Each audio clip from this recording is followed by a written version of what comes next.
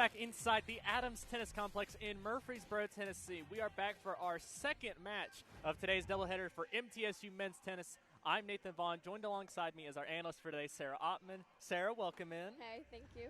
And today it's going to be MTSU. Their second matchup today. You saw them earlier. If you caught our previous broadcast, they beat Lipscomb by a score of 7-0, and they're looking to repeat that again as they take on the Tennessee State University Tigers in today's nightcap matchup, Sarah.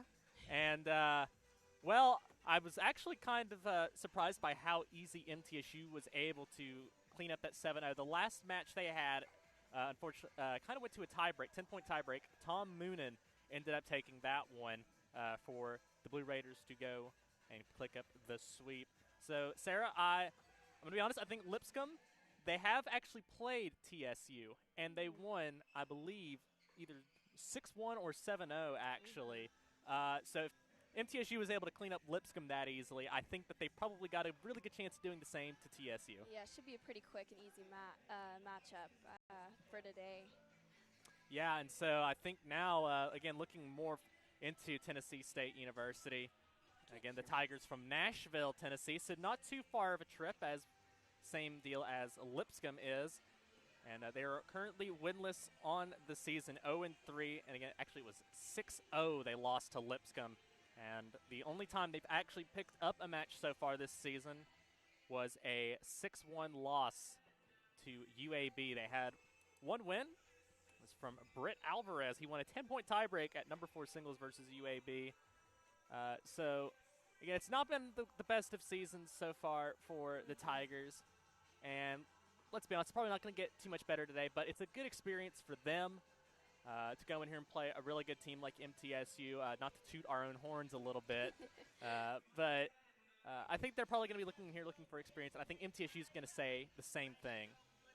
Yeah, definitely. I mean, looking at their season just in 2021, they've lost against Samford and Lipscomb, and they've only had 2 wins. Oh, so they did pick up another one, actually. I must have missed that one. Good catch, Sarah. Yeah, I do believe they got 2 wins right there against North Alabama and Cumberland University. But yeah, I've got some key players today for Tennessee State University. I have Stefan Karuga, because he went 4-5 in singles as a junior in the 2019 to 2020 season.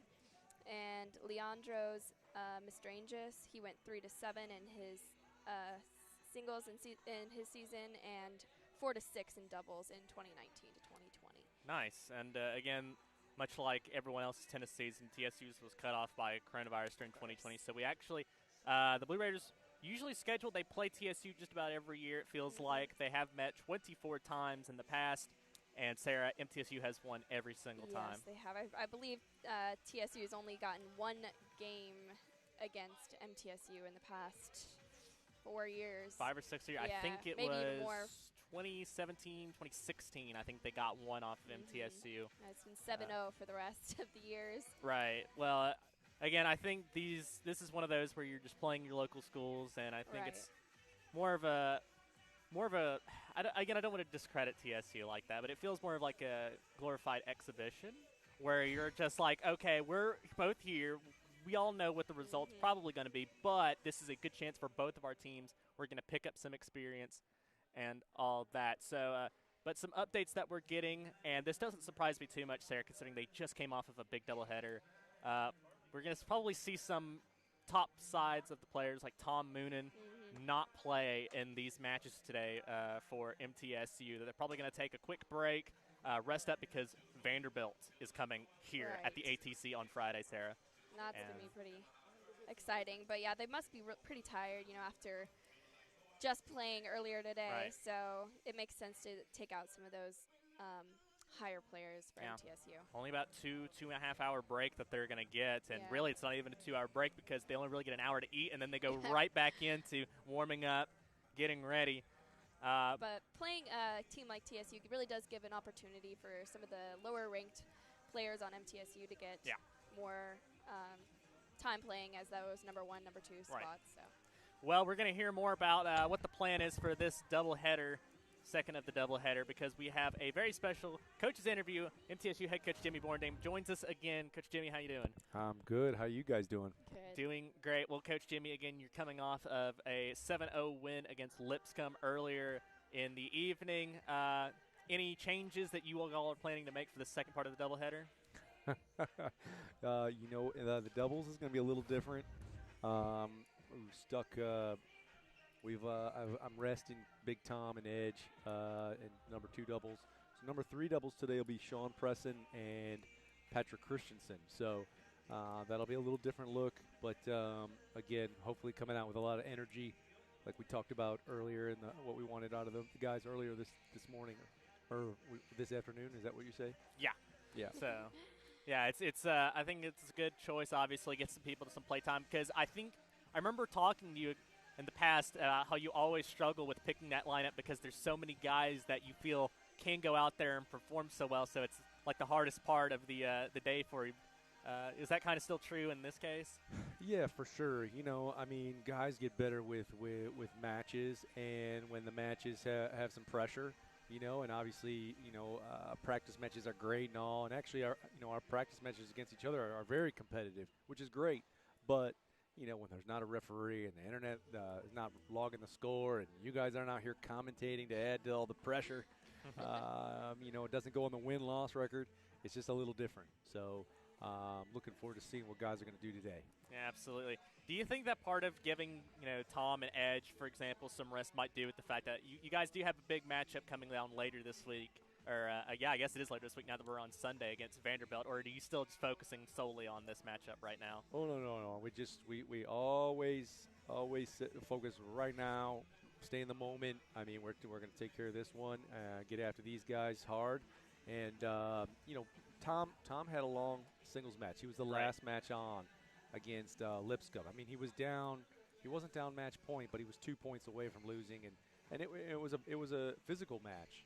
Pablo is a really tough player for Lipscomb, really gotten strong, and Tom's an old man, fifth year guy. So yeah, a little rest won't kill him. Yeah, absolutely. Yeah. So again, Coach, you said a lot probably putting Patrick Christensen. What do you like about Patty? That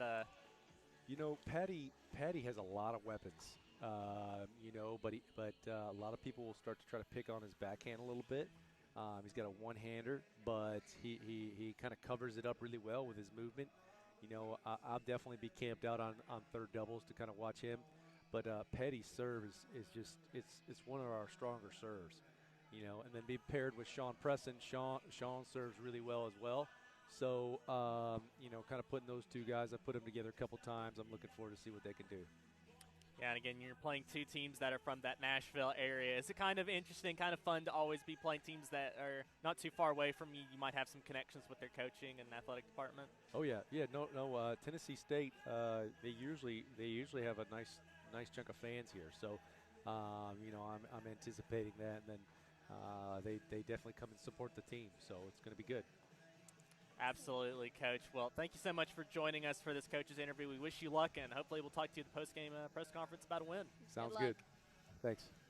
Absolutely. So, again, that was Coach Jimmy Borndame for the Blue Raiders. And, again, a lot of confidence, a lot of interesting facts. Seeing Patrick Christensen out there, he's a guy that I've enjoyed watching when we get to see him out there. Yeah, I wasn't aware that he had a one-handed backhand, so that's interesting. It's very rare you see that, very Federer-esque, and that might be – playing into it a little bit. But yeah, Sarah, we were talking about it a little bit about TSU, how MTSU's had their number, how it's the 24-0. But again, I really found it interesting. They have a freshman at TSU, Britt Alvarez, again, brought in from Florida, one of the few guys from the United States that's going to be out here on the courts today. I believe it's going to be just Sean Presson and him, the lone American representation for today. So be interesting to see if he plays today, and he might give someone in the lineup for MTSU some issues. He seems to be a very promising player for the Tigers. But for MTSU, the record's now moved to 7-3 on the season with that win earlier today against Lipscomb. And then we obviously I got to check them out and see them win against Notre Dame, that 4-3 win about a week ago, and that was what an incredible match that was. Amazing. But we'll continue talking about that because we have another really special interview coming up here in just a moment, because we have the head coach of Tennessee State, Coach Lola. She's going to be coming in here for just a second. We'll talk to her a little bit about what she expects from Tennessee State in just a moment. So, again, Tennessee State coming into this matchup. Again, looking for some experience, some good tests, and hopefully we'll be able to talk to Coach Lola a little bit about that. Right. And see maybe what she has some things up her sleeve for today's matchup. I'm really excited to hear what she has to talk about the Tigers, Yes. because they've got some good players on their team. They've only got 7 players on the team I'm aware of, so Yeah, and then it means most of them will probably get to play today. right, and they've got a lot of experience on this lineup too. Yeah. Okay. So again, I think, are we good to go with coach's interview? 1 second. I've been told. It's okay though. Yeah, we've got some time here before we kick off our first, getting into the Devils matchups and what have you, which is all good.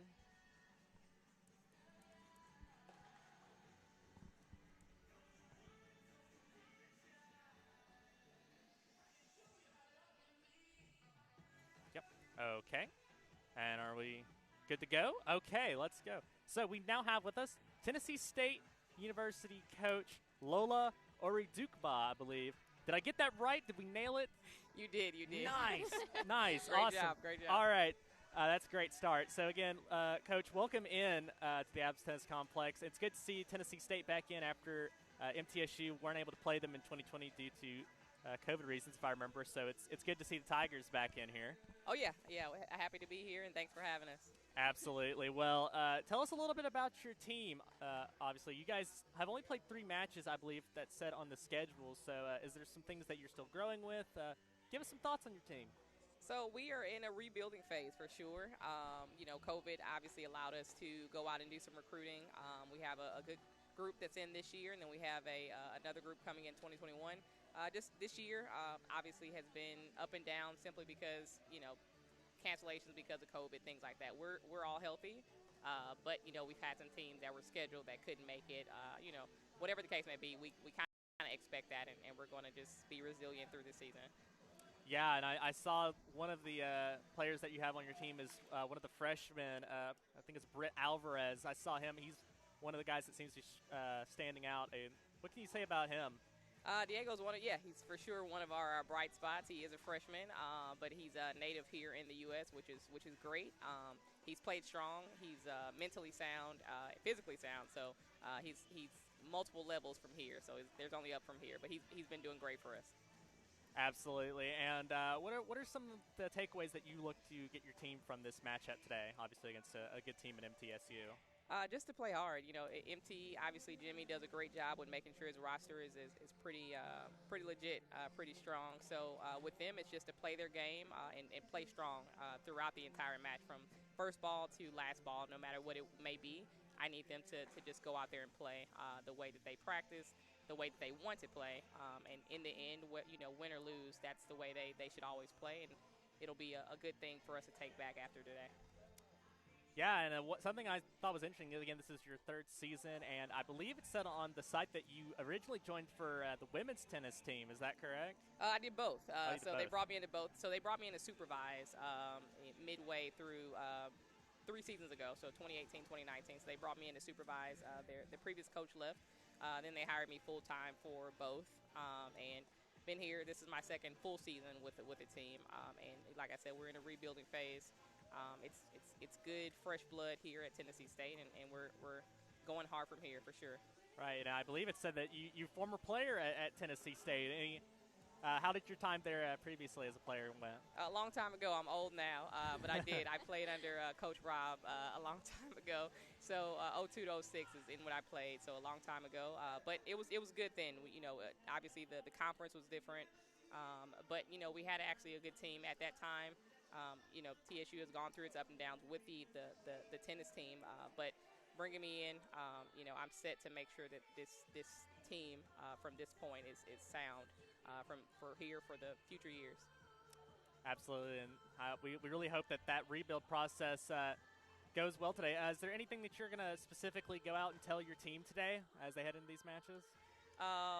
Play hard, have fun. That's always the goal. But in that fun, I need mentally sound. We know that this could be our last match depending on how COVID goes. So I need them to play like this is their last match, but play super hard. Again, be strategic, be smart out there. That's always what I tell the guys. And, hopefully get a win. All right, Coach, thank you so much for joining us for this interview. We wish you guys good luck today and for the rest of the season. Sounds good. Thanks for having me, guys. Thank you. All right, thank you again, Coach. And really nice interview there. Sarah, we learned a lot about the Tigers. I like to hear that they're rebuilding because it's always good definitely. when teams around this Middle Tennessee area, Nashville and whatnot, are better because I think it makes all the teams better. Yeah. She said that they've gone through some ups and downs right now. They might be going through a down right now, but I think it's so useful to be able to play a team who might be better than you because it just helps you grow so much as players. So I think this will be a great day for TSU and MTSU to get some good. Yeah, match absolutely. play in That there. was it's the same way MTSU kind of got themselves brought them up a little bit. Is that they play these teams at the beginning of the season. Like Vanderbilt, they played number 3. And I've seen some people rank them as high as number 1 in Ohio State. Right. One of the better teams in the country with people that you are going to see on the ATP, ITF tours in the future, professional players. So obviously that's a great experience for teams that can go out and play those top teams. And hopefully MTSU can be that today for TSU. Right. But again, continuing on with our talking about MTSU. So again, we were talking a little bit about that win at Notre Dame. And a lot of those players that stood out at Notre Dame are standouts for the season for MTSU. Guys like Francisco Roca, who had a win at Notre Dame. Everyone's talking about Francisco. They call him Brock here. But Francisco, everyone's talking about. I remember when Francisco first came to MTSU. He was still a freshman. Everyone was kind of getting used to it. I was doing a story at the time for our student news program on Stein, who's also one of our super juniors here for MTSU. But I was able to drive because, again, these guys that are from coming over here don't have licenses, so they have to get driven to the Adams Tennis Complex. I never even thought about that. So I was helping out with Shelby, who was our previous sports information director here at MTSU. He has unfortunately left us for a job at Wake Forest, so congratulations to Shelby. But I was driving with him, so I took Stein and I took Francisco, and we kind of spent that whole afternoon as I was doing the story. It's focused on Stein, but I also got to learn a lot about Francisco, and it was such a fun time hanging out with him. He's such a fun guy, and it's great to see that now he's really rising up the standings. I believe he's in the top 150 in college right now, which is incredible to think that we have someone of that caliber here at MTSU. Yeah, definitely. And, Francisco's on the come up. Jimmy moved him up to court number 2 today against Lipscomb, and now he's playing in the top court today. He's going to be number TSU, 1. Wow. So that'll be really exciting for him. But, yeah, I've seen him play really hard before. I watched him go into third sets multiple times, and he's always seems to battle it out, but usually he can come up with a win. It's just he's such an exciting player to watch because he stays in it no matter what. Yeah, he's got an infectious personality too. Yeah. Like he's just running around smiling, happy at all times, and it really usually if he's maybe not playing today, he'll come up in here and he's super loud and proud. Definitely. And he's got energy. He'll let you know his presence. That's Definitely, for sure. yeah. But someone else that we won't see today, from what I've understood, is Chris Edge, who was another one of those guys that won actually in straights at Notre Dame, and he was the player of the game against Lipscomb earlier in our previous broadcast. But we won't see him. The Tom and Edge combination. Taking a break. Getting a little bit of a well-earned rest, Definitely. I believe, because they've been spectacular this season. Again, this is their final go of it. Tom is the fifth-year graduate student, and Chris is a senior. I think time's running out on them, so they're trying to make the best of it. But there are also some really interesting players. Pavel, for example, Sarah, is a really good one. Pavel has moved up to court number 5 today. Up to 5. Yes. So I think he was at 6 at Yes. Lipscomb. So, he's now moved over from the back, right behind us, to right in front of us now in terms of the courts. And So I'm excited to see Pavel. And again, Pavel probably deserves like a mini statue of himself here at the complex. He was the winning point for the Conference USA Championship in 2019. Had that big clutch against Florida Atlantic, and that was on the outdoor courts. I was there, and that was my family was time. there. I wasn't able to be there, but they were giving me live updates while they were watching. It was really exciting. That's awesome. Yeah, it was a great moment. Unfortunately, we don't get to do that again.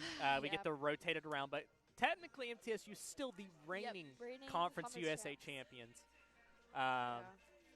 It's been almost 2 years since then, which is crazy to think about it. Crazy. But they're going to get another shot at it. I believe it's at Charlotte this year's the Conference USA Championship. So we'll, unless we're going to travel down, I highly doubt it's going to happen. Jimmy's given Pavel Model a nickname, calling him the Czech Assassin. Oh, I love that. I think I've heard him say it before. He's got so many great nicknames for his players, especially that kind of group that he brought in a couple of years ago. He calls Stein, like how he calls himself DJ Stein or DJ Slurpee or something, because Stein is actually a electronic dance music DJ. Is he really? Yes, I that was actually the story I was talking about earlier. That's what I was doing it on, because I got tipped off about that by Coach Jimmy, and he told me about that, and I was like, that's really interesting. And he apparently has met or done something with Martin Garrix, who's like a really famous DJ. Yeah, I think I've actually heard of him before. Yeah, he's done like a lot of cool songs. We might even have heard it a couple times in the background if you can hear the warm-up music. So a lot of cool things, and obviously Francisco, he gets called Brock. I hear that's because they think he resembles the character from the old Pokemon show, the cartoon. He looks like Brock, one of the characters from there. That's why they call him that, which I find extremely funny. That is funny. And then obviously, Pavel the Czech Assassin. And they Jimmy's really good at nicknames. He's very good at it.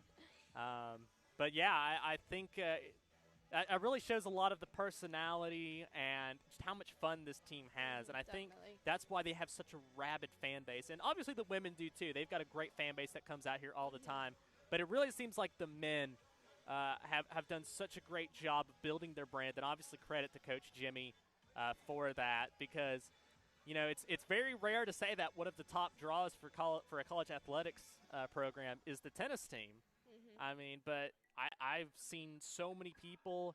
I've went to when we were still going in person in classes, and I know MTSU's brought it back, but I'm still unfortunately all online in my final semester. Oh, no. But when we were going in classes, I used to hear all the time people planning out like, oh, you guys want to go to the tennis game? They weren't saying usually you go to another college, like, oh, we're going to go to the football game or the basketball game, but they're like, let's go to the tennis match. Game, that's such a great time. Pre-COVID, you come here and food usually for the fans. I miss it. A party, watching everyone play tennis, and the men usually take home a win. So it's always a great time here. Yeah, absolutely. And hopefully we'll be able to go outside here in the coming weeks. We're last day of February, Sarah. Yes, 28th. Loving the warm weather after the snowstorm that we had to go through. Yeah, it was raining pretty hard. It actually, right as we wrapped up our broadcast last night, you started to hear the thunder outside, and so I quickly skedaddled. I did not want to get caught in that, but it looks like it's kind of passed a little bit. Still windy.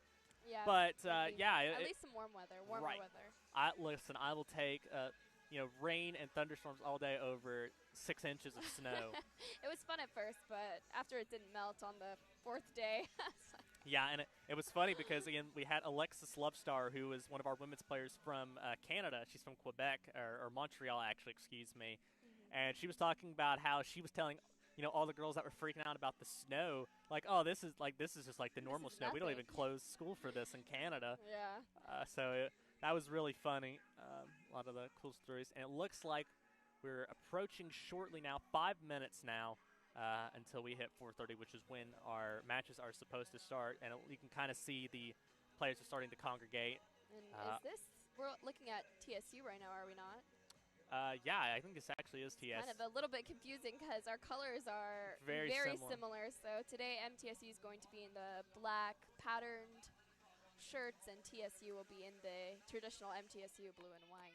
Yeah, I think they wore those blacks Yeah, earlier, or they might have worn. Were they? I think they were in the blue for the Lipscomb match. Yeah, they probably predicted that it may be hard to tell the difference, so Yeah, changed so it to those different uniforms. absolutely, that's a smart play right there by Coach Jimmy, and obviously, MTSU, at least for the football and basketball teams, they've done a good job of giving some cool uniform sets, and so it looks like they've got a couple of cool changes for the tennis team, and I think they've rightfully earned that by becoming conference champions 2 years ago.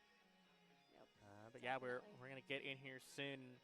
Where the doubles lineups are starting to filter in. We'll get into those in just a little bit. But I think actually we might just go ahead and take a quick little break because the national anthem should be coming up here in a little bit. But when we come back, we will start with doubles action between MTSU and Tennessee State. This is MTN Sports coverage of Blue Raider Tennis on CUSA.TV. We'll be right back.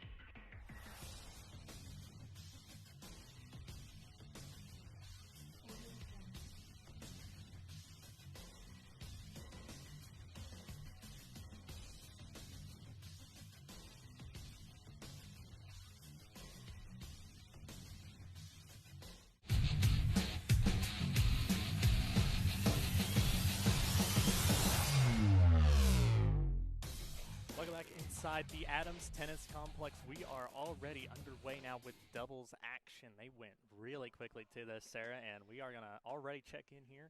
This is Court 2 doubles, and, well, we're going to quickly go down the list for the doubles lineups for today. So on Court 1 for MTSU, it's going to be Pavel Model and Stein Slump. They're going to be taking on Alberto Gonzalez Raton and Danielle Perez Carabello for TSU. And then on Court 2, it's going to be Francisco Roca and Max Rausch. They're going to be taking on Stefan Karuga and Maxims Kazvoy. And then on Court 3, it's going to be Patrick Christensen and Sean Presson. They're going to be taking on TSU's Leandro Mistrakis and Diego Britt Alvarez. So this is Court 2. So it's Karuga and Kazvoy against Francisco Roca and Max Rausch.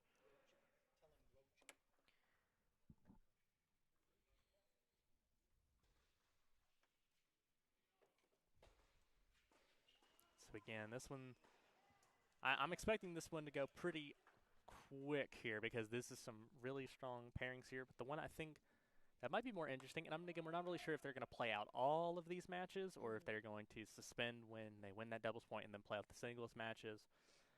But already I'm seeing that Court 1 going in favor of Pavel Model and Stein Slump. And again, that one is a doubles pairing that's just so hard to deal with, Sarah, because you've got the power of Stein, and then you've got the accuracy and precision of the Czech assassin. Yes, definitely. Court 3 is going to be the one to watch today, I do believe. Might be a little bit more of a closer match, but we will see that. Yeah, because we've got breaks out on Courts 1 and 2 in favor of the Blue Raiders, as that one gets picked up there by Rocha and by Rauch. Makes a nice little, what do you call it, alliteration, I think? Yeah.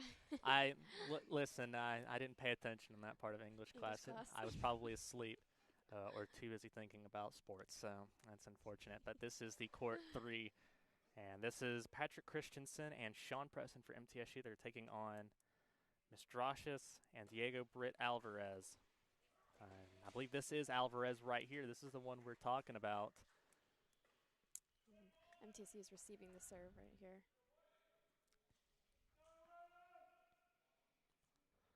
And that one is just hawked down. I believe that's Sean Presson right there. Again, Sean, a transfer. He stayed a couple of months only, really, at the University of Tennessee, and then decided to transfer out after a couple of months, and instead came to MTSU, and he's been a solid member of the lineup since. Here we are in Court 1 again, and we're watching Pavel Model and Stein Slump, and I do believe Stein Slump is serving right here. Yeah, I mean, I feel like that's how most of these service games are probably going to go when Stein gets on his serve. It's TSU's going to try their hardest to return it, but they're probably not going to get a full return on it, and then Pavel right at the net is just going Pavel's great up there down at the net. Very strategic with his volley shots, and usually they're not able to be returned. Yeah, it's around 140 miles an hour or so. As can't quite get that one over. It's on his back foot there, but it is a break of all opening serves by TSU in favor of MTSU. So 1-0 lead on all three courts for the Blue Raiders. Quick games. There you go. There's the power of that serve right there. Gets the ace to win and hold the opening service game. So a 2-0 lead for the Blue Raiders on Court 1. But this pairing here, we've kind of seen them moved up now, because I've seen Tom Moonen and Chris Edge. They've been nationally ranked in the past as a doubles pairing, but it looks like Coach Jimmy believes that they might be stronger at that 2 spot, and he believes there's some more potential against better opponents maybe with this pairing. But with the power and precision combination, I can't necessarily go against his logic. Exactly. Everyone's so evenly matched on the MTSU team, so, even the difference between number 1 and number 2 is so slight that they're all such great players. It's going to be really interesting come next season when Tom departs from the lineup, and you would assume Stein will probably get the nod there, but what we've seen with Francisco, he might be getting a bump up there. He's playing our top court again. Definitely.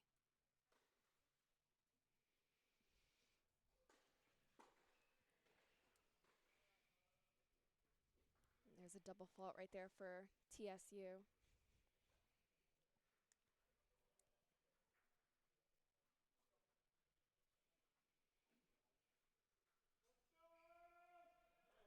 And again, you could probably hear them as the match goes on. We've got a nice lively crowd here today. I'd say about 20 or 30 or so here inside the Adams Tennis Complex. Everyone is stationed on these front courts over here. Found themselves a seating arrangement, and there you go. You can kind of see them all hanging out.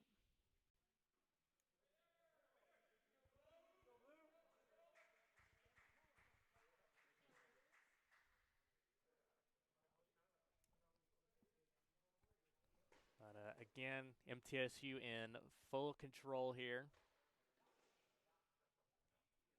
And not much more you can really say about that. This is kind of going how we expected, which is a very far cry from the way doubles went yesterday for the MTSU women.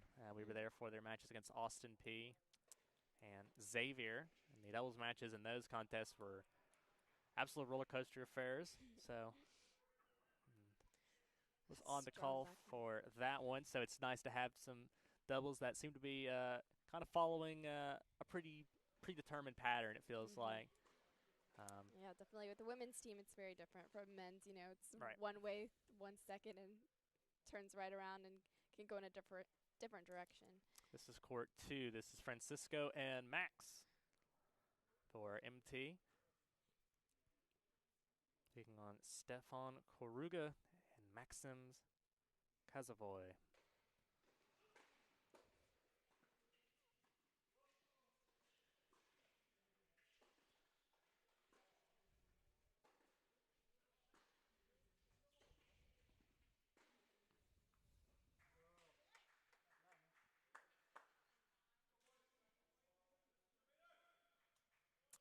Goes long, and nice job by Max probably to realize that one was going to go long, so he let it pass instead of keeping it in play. And it's always a risky move, not knowing if it's going to go long or not. But yeah, that's the experience of Max. One of our 2 graduate students, as I actually just saw a ball fly up and hit one of our guardrails from court. No, actually, there it is. Yeah, there it is. Off that smash. And we are the live, because again, we're having like a 2-second delay from the play site cameras from what's actually happening in real time. So we're able to see things just a little bit ahead of time. But we will try our best not to spoil you, because that would ruin the fun. And we're looking at court 3 right now with Patrick Christensen and Sean. Yeah, and Sean and Patty taking that one cleanly. So it's a 3-0 lead. A double breaks on courts 1 and 3 doubles, but it does look like that the pairing of Koruga and TSU, they were able to pick up 1 game off of on one of their serves. So TSU is on the board. But this is court 1. Pavel and Stein against Alberto Gonzalez Raton and Daniel Perez Carabello. But believe in just a moment here, we have a special update from our reporter for this matchup, Will Stevenson. Will, tell us a little bit about what you saw out there. So I'm keeping an eye on Patrick Christensen and Sean Presson over there on court 3. This is their first matchup of the day. All the other Blue Raiders have already started out earlier against Lipscomb, but Sean and Patrick have already gone up 3-0, and that's off of 2 breaks, and they're now serving 3-0. Absolutely. Well, what kind of things have happened over there? What's gone right for Sean and Patty? You can tell they're getting a little bit of nerves out because they haven't been on the floor much, but with a quick start at this, you see Sean on the singles lineup for right now. If he's able to keep it in play, then he's probably going to have a good singles matchup afterwards. Absolutely, and both of Good those to guys. hear. Thank you so much, Will, for the report. And Thank you. yeah, that lines up with what they were brought here to do. That's part of the incredible recruiting classes by Coach Borendame. He's done such a good job, Jimmy has, at finding talent, and it's all across the lineup. It's his team. Everyone here, he brought here. Another ace right there for MTSU. I believe that was Steinbeck serving, or is that one Pavel? I think it is, should be. Oh, he's not. Never mind. It's That TSU was serving, yeah. I apologize for that. That's the blues tripping. I know, It's it was. the blue and white. You get used to it, so you think, yeah. I made that mistake yesterday, I believe, in the Austin P match because, I think they were wearing white. MTSU had opted out for another color, so I initially thought, oh, it's MTSU's because it's the white, but yeah. That's a strong volley right there. No chance at that Running one. up to that net right in that last second. An unexpected volley. Great shot right there. Yeah, it's no real chance for the Tigers to respond to that one. But, yeah, Sarah, I think it's a really good thing seeing Patty and Sean maybe form something here because the only loss that MTSU had today in that match against Lipscomb was the number 3 doubles. They dropped that one. I think it was a 6-1 score line, so maybe looking to find some success there at the number 3 doubles.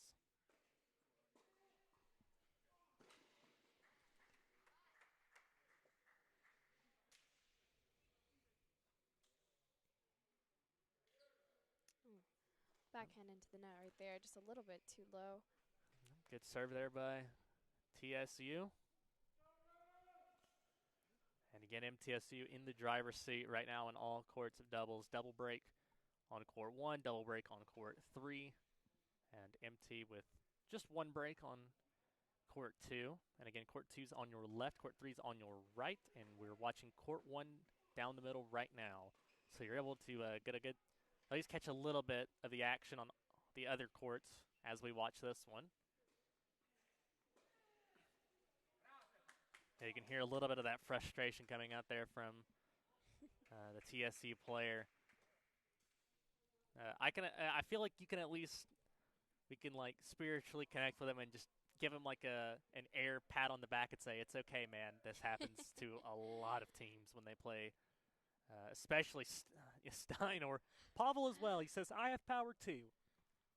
That was a beautiful shot right there down the line. Yeah. For MTSU. Just Giving absolutely. them that game right there. Yeah, he just whipped that one, Sarah. It was no chance at all. No. I kind of took my eyes away from the screen, came back, and thought that might have been Stein that had whipped one. It was so powerful, but no, Pavel brings something that surprises me all the time. You know, he's, you know, unlike Stein and Francisco, who have very big personalities, Pavel is much quieter, and I think that's why he's earned that nickname of the assassin, you know, besides just the on-court play. He does a really good job of just being kind of mute, quiet, doesn't talk very much. You wouldn't expect him to be as great and high-energy player as he is. Yeah, I think he's actually in his mid-20s, so he's one of our older players here. You know, like maybe calling back to what Jimmy said in the pregame, he can have the old man energy with Tom and Maxie, perhaps. But yeah, it looks like TSU has found some ground, though. Breaks on courts 2 and 3 in their favor, so it's actually on serve here on court 2. That's Francisco and Max's court. And so something must have happened over there on court 3 between Patty and Sean. They dropped that serve. So it's good to see for TSU. You want to see that, obviously. Games in there for them. You only go to 1 set here on the doubles, so you know it is easy for anyone to lose that doubles point since they do go by so fast. But that one's long.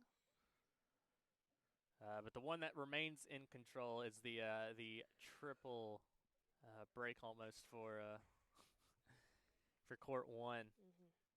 That's 5 love right Yeah, now they've got for one game Pavel away and for them Stein. to take that first point for doubles. Yeah. So it's really about, can MTSU find that extra one? Because I think court 1, I feel pretty confident saying that one's probably going to go in MT's Pretty favor. confident, yes. And we can check in really And quickly here. Court This is number court- 2, we've got a tie, Yeah, I believe, between 2-2. right. That's yep. And that was But so might have Hopes to. take home a win right here on court number 1. Yep. With Stein slump serving. Yep, and this is for the match. And Pavel. Right idea, but he didn't get there quick enough to get that ball over the net. Yeah, good try there.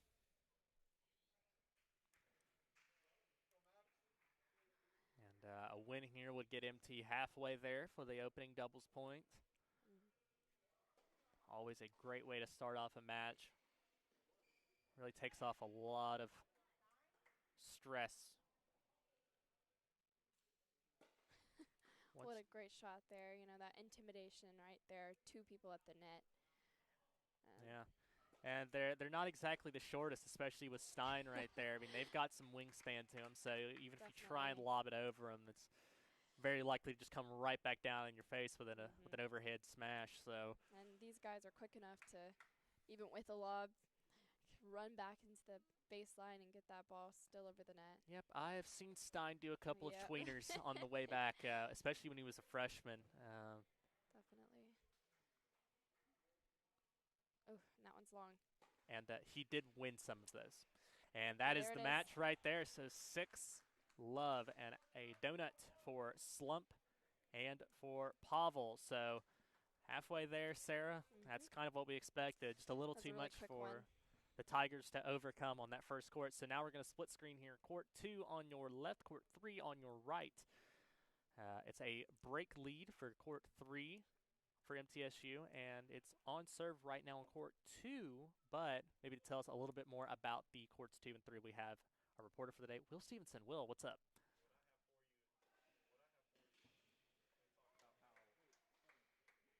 What I have for you is I'm going to talk about how here on court 1 that break for the win and leaving it down to these last 2 courts. All they need is one more to get this doubles point.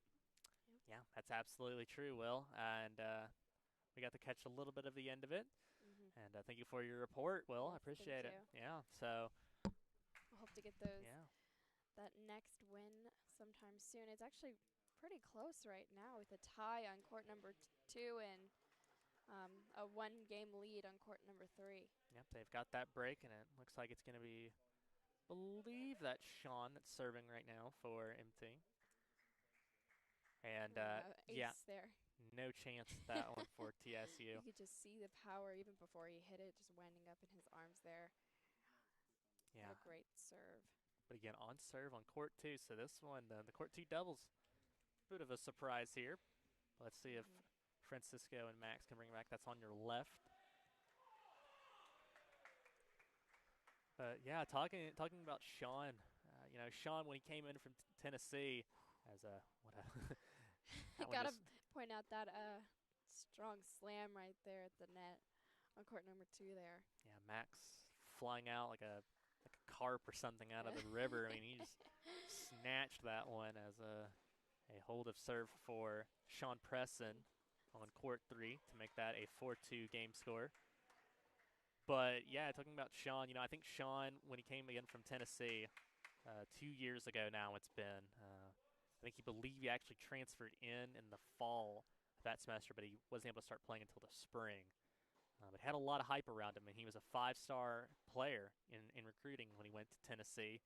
And they don't exactly hand those out for free to people inside the United States. And he's a Knoxville native. It was a perfect situation, and things just didn't go right. He decided to transfer out, and you know, he just fell right into MT's lap. And you know, maybe we're expecting him to maybe be a little bit higher in the lineup, but I think that's more speaking about how good the rest of this team is for MT rather than Sean not living up to the hype. I think he's been a very, very solid player in the middle of the lineup for MTSU for quite some time now, and now we're getting to see him. He pops up in doubles every now and then, but if he can have a good pairing with Patrick, I think that could really bring the best out of both of them, and they're both extremely talented individuals with still some time to play here in Murfreesboro. Definitely. In court 2 right now, you're looking at court 2 and 3. Court 2 right now, the score is 2-3. So TSU is in the lead right now. Yeah, and it looks like like a hold that just happened on court 2 there. So now back at 3 also, a hold of serve from MTSU. That's what you want to see. Yeah, 4-2 now on court number 3. So MTSU's taken that lead. Again, still court 2 on your left, court 3 on your right.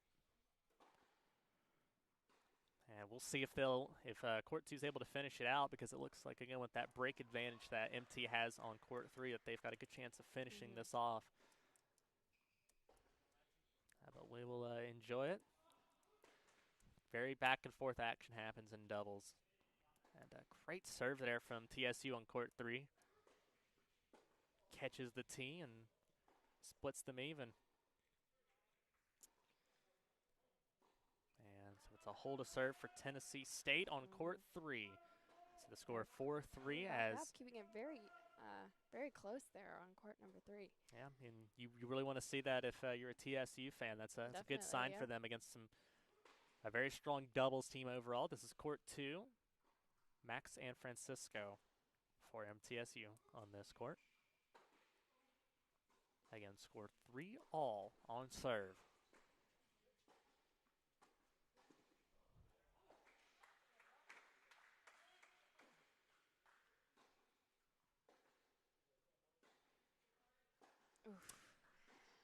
Yeah. I mean, you could see how the TSU player there, it looked like at the ending part of that rally right before it came back to him, like he wanted to maybe jump on that in the middle of the net, and then it just got past him, and I think that moment of hesitation definitely got caught right there in the net.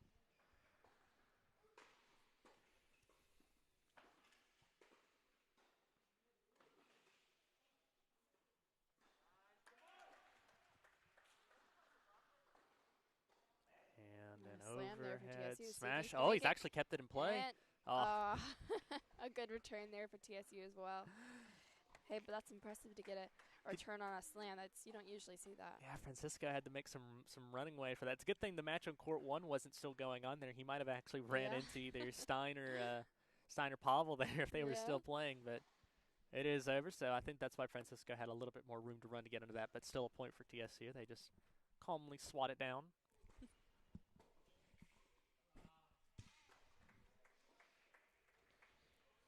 Again, it looks like that MTSU is going to get pretty deep into this service game from TSU. Is that one?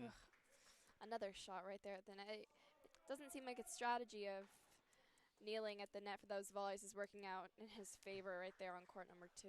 Yeah, drop the elevation to maybe try and get a bit more of an angle or torque on it, but just wasn't able to dink it back inside. I like the thought process of it, though, Sarah. Definitely. Francisco and Max are now really into this service game for TSU, and if they can break them here, I think they're probably on their way to a win. But if the Tigers can hold on here, we'll play on. TSU might be starting to realize that, we got to get our heads in the game, you can't just walk through a match even if you're ranked higher, you got to play as if it was your hardest opponent. Yeah, that's why Jimmy always says he never wants to focus on another opponent. Exactly. Even with a big matchup against Vanderbilt coming this Friday, Sarah, that's going to be a huge matchup. Definitely. Again, MTSU, we've seen the women take on Vanderbilt. We haven't seen the men yet. Oh, and just splits it there. Nice job by TSU. And they're happy about that one.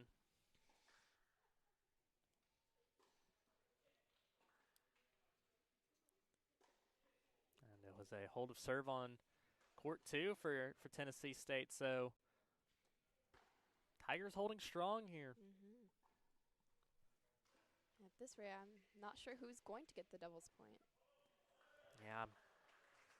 Even if it's just the doubles point, I think Tennessee State would be overwhelmed and overjoyed to take one out. Again, like I said, they've only picked up one match in the last 4 or 5 meetings. That one does go long, though. Tried the same sort of idea that got them a point a minute ago, but it doesn't fall in this time. Yeah, this is, again, so now it's TSU that's deep into the service game of MTSU, so. Definitely only 2 games away from a win right there on court number 2 for TSU. So it's Patrick Christensen. It's going to be up to serve for MTSU in just a second. And it looks like he did just get it as we were switching over to our split screen. So that's unfortunate timing, but nice volley right there on court number 2. MT still managed to pick it up. So 5-3 is the score now on court 3. Only one more. Yeah, TSU, they're going to need to get a couple in a row now in order to pull this one out on court 3. So it looks like the gamble made by Coach Jimmy might just end up with them securing the doubles point. There was a double fault right there on court 3. Giving them a quick and easy point to start this game. So this is Diego Britt Alvarez, the freshman from Florida for the TSU. We heard TSU's coach talk a lot about in our pre-match interview, talk about how much of the rebuilding process is and how much they're relying on players like Alvarez to kind of help build up something here for program. And again, he is one of the few guys for this Tigers team that has picked up a match win in this spring season.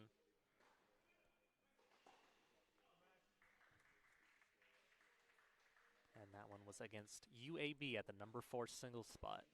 And a 10-point tiebreak.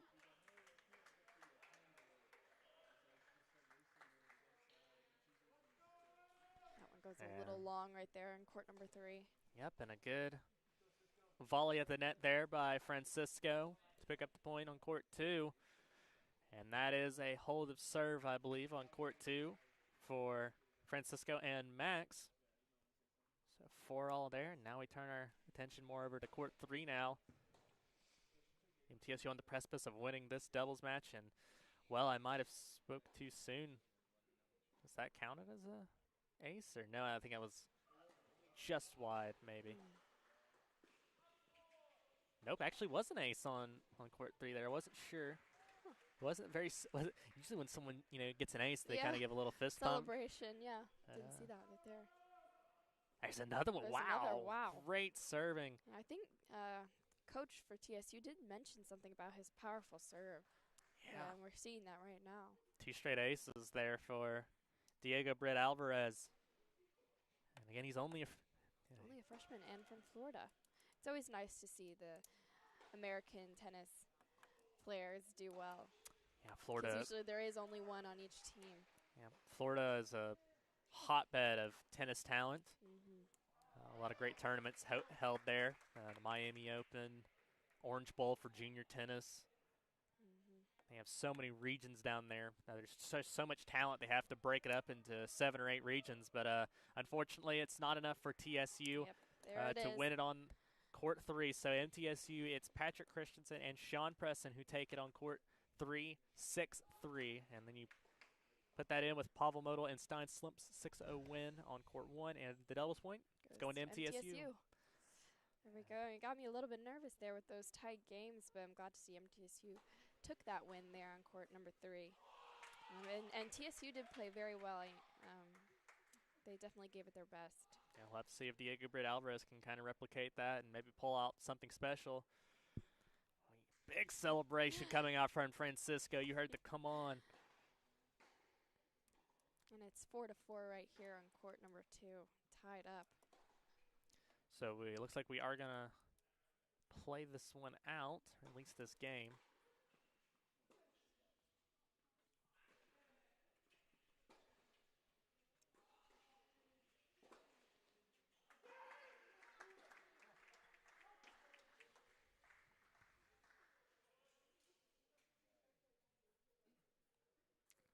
And another nut shot there and a big celebration once again Yeah, and then TSU with equally reactive. He just says again.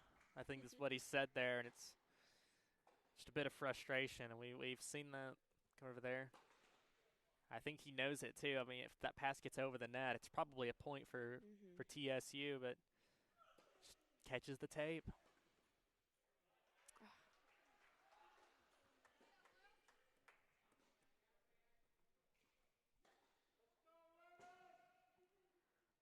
Nice Awkward. volley there.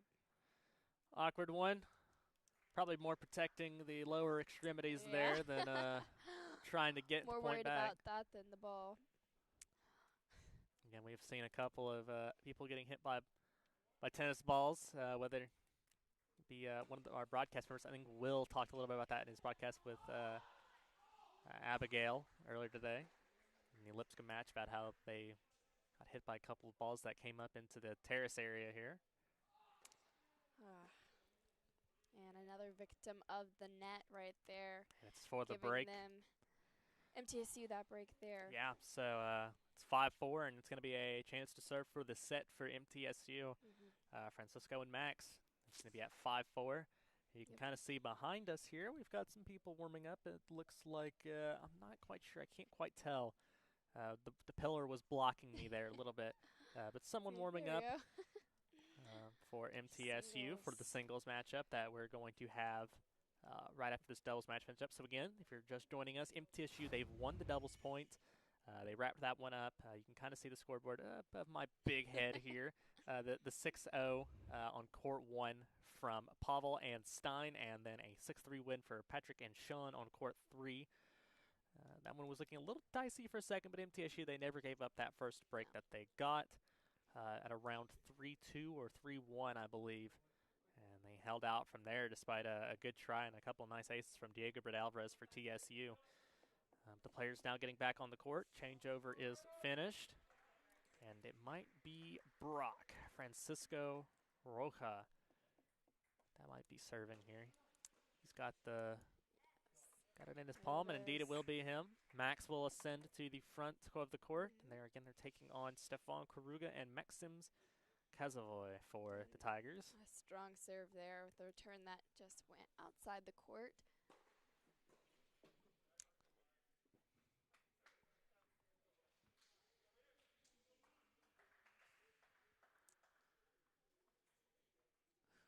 Another powerful serve, making that. Yeah, Francisco's 30 love here. Killer instinct has been activated now. He wants to get into his singles competition now. Once again, he's got to be feeling good here. Chance, and it's now quadruple match point. And 40 love here.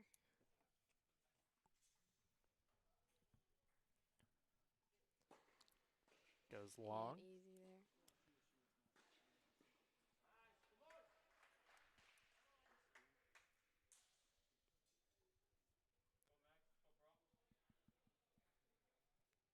Ooh. So the net there. Yep, one match point saved for TSU. 3 more to go. I feel like they've picked up a strategy of aiming towards the leg area for those volley shots that are, pretty tricky to hit back when they're that low. Pretty good strategy that's worked pretty well for them so far. Wow. Another shot, another great shot for TSU there down the line. And now the score is 40-30, catching up here. They've saved 2, and now they have to save another 2. Let's see if they have to go to deuce here. That one is long. Wow. Oh, it was long. Okay, good. Whew.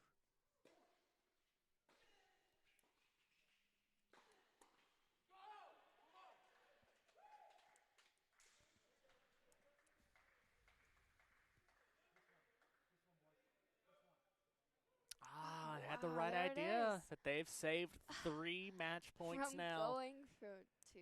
From 40 love to 40 love, and losing it right here, and now having to go into deuce for this match point.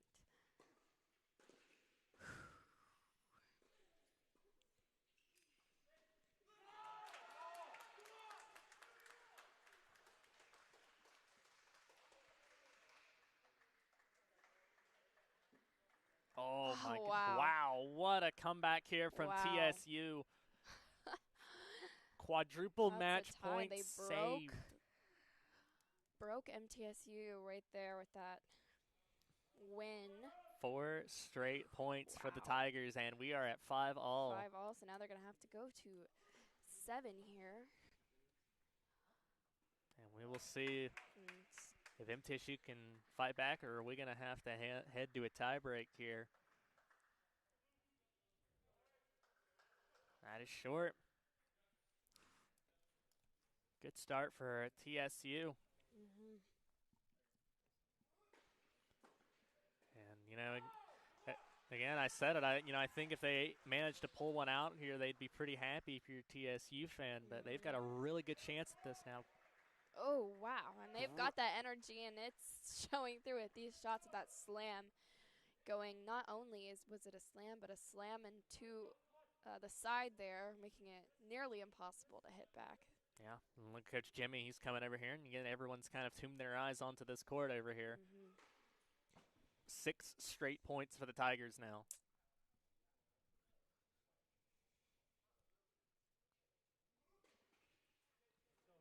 It's just a little bit wide. So again, 30 love here for TSU at 5-all. And That's a double there. fault. And that will break the streak. My commentator's curse has continued from Saturday. I break these 6 points in a row for TSU. My apologies, Tigers fans. Hopefully this will give MTSU a little bit more of a momentum to get those wins back.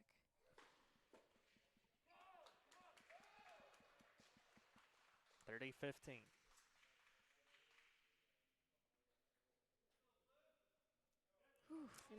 A very strong serve right there for TSU. Yeah, put it right in the corner, and they tried to jump up on it, but they came a little too close, and they really weren't able to get under it. We're not expecting that good of a serve, so it's 40-15. Big hold chance coming up here for Tennessee State. And so put it at 6-5, and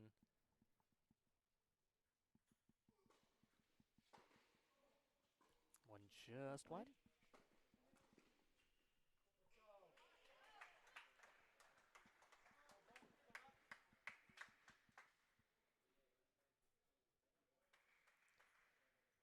Just out. A little bit long in there. Well, MTSU's got a chance at it here now. 40-30 now in the service game for TSU. They can take this one just as TSU took the last one. A little easier, but they count all the same.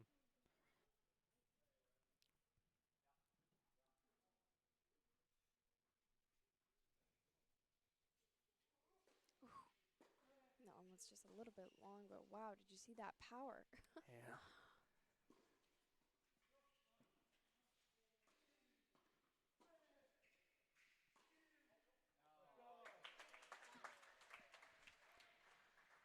Ooh.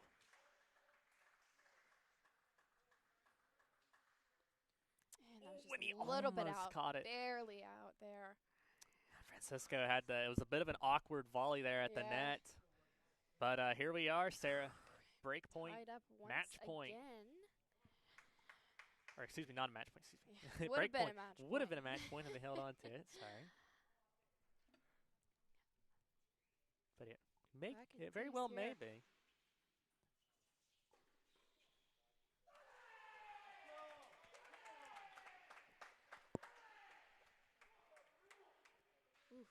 Oh, that's landed in. Wow. That is, yeah, that'll count. Nice. So we take the win there. That's always the best feeling to Yeah, take that's a win on a deuce point. So TSU scored 4 in a row. MTSU, they get 3 in a row, and they've traded back and forth now, but it will be MTSU that will be up to serve. It will be Max that's going to have the shot at it this time and not Francisco. So we'll see if he can take this win and bring us into singles. Yeah, again, the doubles points already been won by MTSU with wins on courts 1 and 3. This is just for the record book here, but it still means something. Definitely. And I think MTSU, they want to pick up every single match they play today after dropping that one doubles match. So, everyone now, you can see all the MTSU and TSU trainers, staff, and everyone. They've all kind of made their way over to this second court, walking across there. And it looks like yeah, everyone's over there. You can see them all lined up on court 1 there.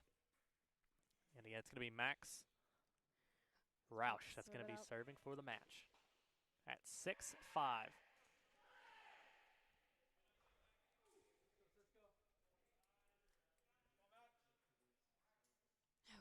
Into the net there. An easy first point for MTSU. So that is 15 love. Always great to get that first point on the board there. Francisco wants to talk a little bit about the setup here for this play.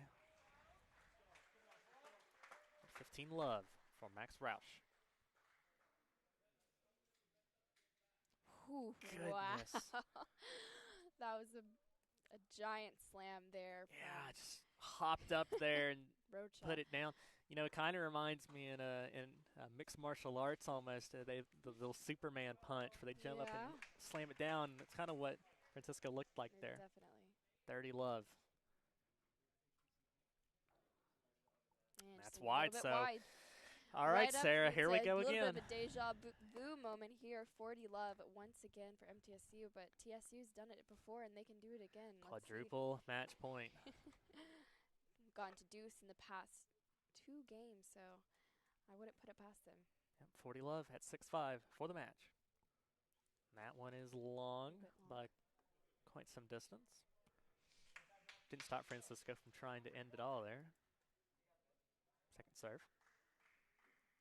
Into the net. And a double fall. Here it goes. 5 match points have come up, 40, and all of them have been missed, Sarah.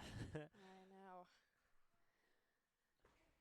40-15 triple match point now for MTSU.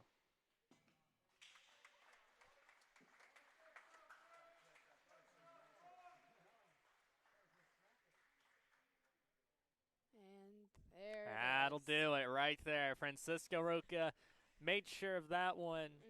And it's going to finish 7-5 on court 2. So MTSU wins all 3 courts of doubles. 6-0 from Pavel and Stein on court 1. 7-5 from Francisco and Max on court 2.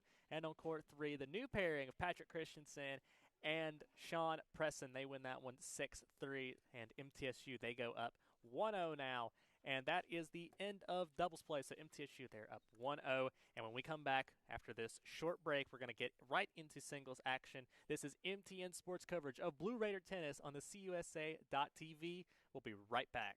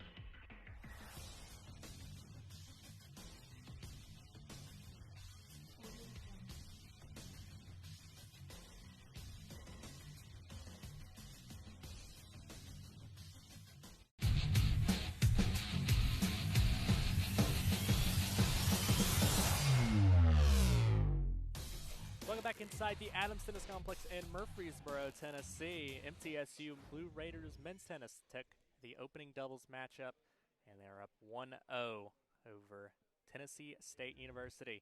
And we are right into singles play. Again, they did not take very long to get into the singles matchups. And a little bit of a shakeup. We saw Chris Edge and Tom Moonen sit in doubles, and they're sitting again. And we've seen a couple of changes on the courts from what we were originally given. So Francisco Rocha is going to be our number one today. Excited to see him against that. And again, we're going to keep updating you live on these courts. Coach Jimmy loves to pull. Stein is going to be at 2. Again, Jimmy loves pulling pranks on us. He gives us the wrong lineup sometimes to make sure that we're paying attention. But so we're going to have on court 3 will be Max Roush. And we'll have Sean Presson on court 4. Oscar Mieschelek is going to be on court 5. And then finally on court 6 will be Patrick Christensen. A big change up from the original singles lineup we were given. The bottom 4 got moved around a little bit. And we're seeing Oscar Mieschelek get to play where originally he wasn't going to be able to. Yep, so good to see Oscar. Obviously, someone who had a ton of success when he was at Troy. A lot of singles wins for the Trojans. And interesting choice for him to come to MTSU. The battle of the Palladium between these two. Historic Sun Belt rivals. And then obviously that's kind of weathered down a little bit over the last couple of years since MTSU moved to Conference USA. Quite a few seasons ago now. It doesn't feel like that, Sarah, but it's been quite some time that MT has been in CUSA. Mm-hmm. Yep. Excited to see Francisco Roca up there as number 1. See you, brother. I've never seen him play as the number 1 spot, so it should be interesting to see how he faces against TSU today. And I'm pretty positive that he'll do a pretty good job. Yeah, and we talked about Francisco, how he's really becoming one of the best players in college tennis very quickly. And again, he's still got that extra season of eligibility. Right. Only a junior. So him and Stein are really going to be the faces that run the place in 2022. And then there'll be the next crop. It always shows up in MT. They have lost a couple. Unfortunately, due to COVID reasons, transfer reasons. Guys like Brad Buckland, I remember from England, no longer with us, and a lot of other players out for a variety of reasons. But MTSU, they don't necessarily have to rebuild; they just reload. It feels like. Exactly. So this is court 3. This is Max, and good to see Maxie out here, one of our grad students. So again, Francisco on 1, Stein on 2, Max on 3, Sean on 4, Oscar on 5, and Patrick on 6. And on court 1, it will be Koruga for TSU, and then it'll be Maxims on court 2 for TSU. Mistrosic, Leandros Mistrosic on court 3 for TSU. Diego Britt Alvarez, we've talked a lot about him. Once again, he's going to be spotted at 4, and that's where he found one of his wins this season for the Tigers. So we'll see how Sean Presson takes him on. The matchup between the two Americans, Sarah, they're going to be going up head-to-head with each other. That's going to be very exciting. That is exciting. And Daniel Perez Caraballo for TSU on court 5, and then Alberto Gonzalez will be on court 6. TSU. At least that was the card we were given. I haven't quite seen if maybe TSU maybe have pulled a couple tricks on us. We'll see, but yeah, we'll find that out as that happens. Yeah, the lineup did change quite a bit for us originally, definitely with MTSU. So we're not quite sure if TSU also switched it up, but as of now, this is what we believe is true. right now we're still watching court number 3, I believe. Yep. So this is says Max. Max Brown.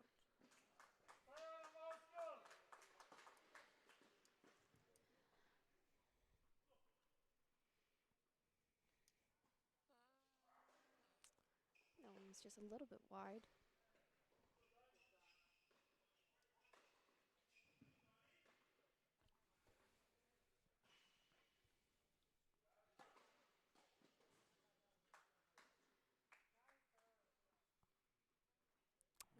Long. A little long there.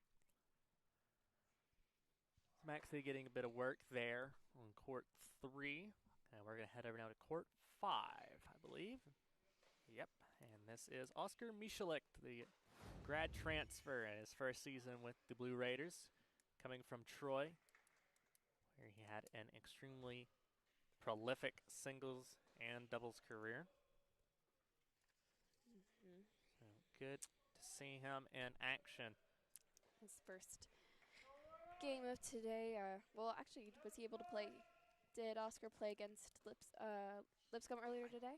Didn't get the check. I saw the ending with Tom, where he was able to, and then the ending of the doubles. Right. Doing my own preparations for our broadcast today. But yeah, so far this season in the 2020 fall season and 2021 spring season, Oscar, he's 12-5. He was 8-4 in the fall and is 4-1 in the spring this season.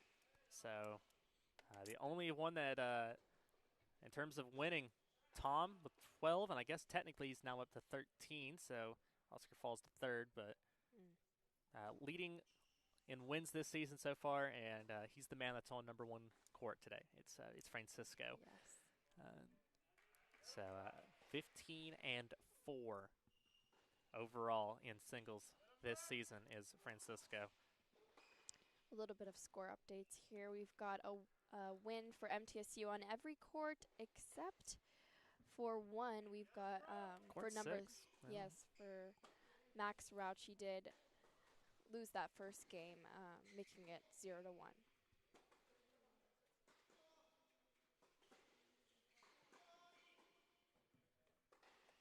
Yeah, we again watching Oscar here, and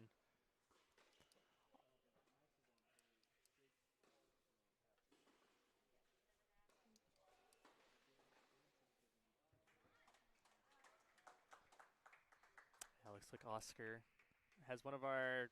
Actually, there's a couple of breaks that have kind of started to fly in here. Oscar Mieschelek has one of them on court 5 here, and the other one seems to be headed on court 4, which is Sean Presson, which is good to see Sean and our All-American matchup.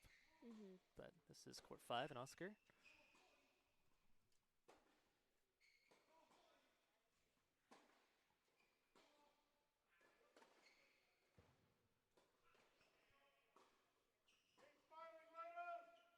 Oscar can't quite get that one back in.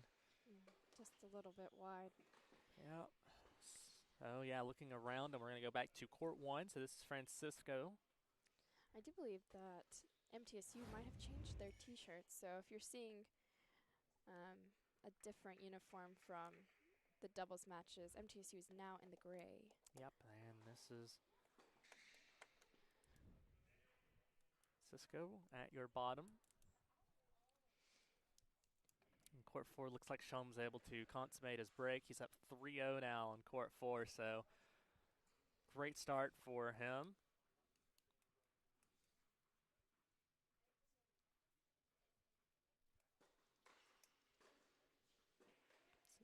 Francisco here. Looks like if the scoreboard is to be believed, he held his opening serve and is now receiving the first serve from TSU.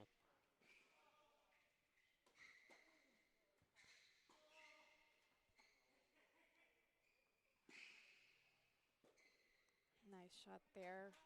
Running to the net in a singles match is always difficult, but necessary with men's matches in particular. It's a beautiful shot there at the net for the volley. Yeah, he did a really good job of controlling the area around the net, make sure there really wasn't any easy avenues for a pass unless it was going to be something really outrageous. Definitely.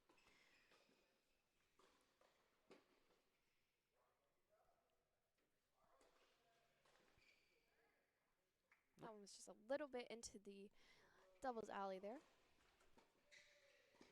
Would have been good about 15 minutes ago, not so much now that we're into singles action. Definitely. But, again, looking good for Francisco on court one. And, you know, they always say, Sarah, that every team has a really good number one player, and I think that's probably going to stay true even for Tennessee State. So Definitely. keep an eye on that. This is court number 5 here. Yep, looks like Oscar scored 2-1 over there. So it looks like Tennessee State was able to get, I believe that was a hold for them. And this is court 3. This is Max Roush.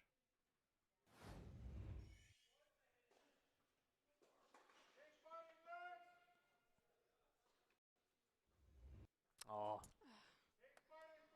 great little drop right there. Gave up on that one just a little bit early. I feel like he might have had a little bit more time to hustle up to that ball. Yeah, absolutely. Well, we're going to have a quick special report coming in here from Will Stevenson. Will, a lot of action, a lot of breaks happening on these courts. Well, I'm keeping an eye over here on court 2 and court 4 where Preston and Slump are side by side, and both of them were able to take a quick break, and they are both serving up 3-0. Nice. Serving up. Glad to hear that. Thank you, Will.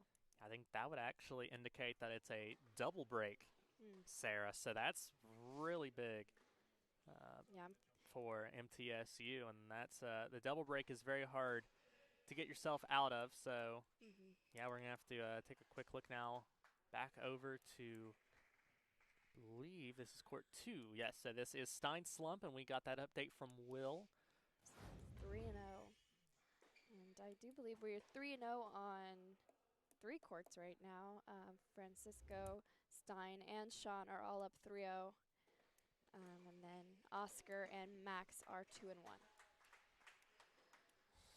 Recipe for success, Sarah. And it's again, they only need to find 3, and I'm pretty confident that that's.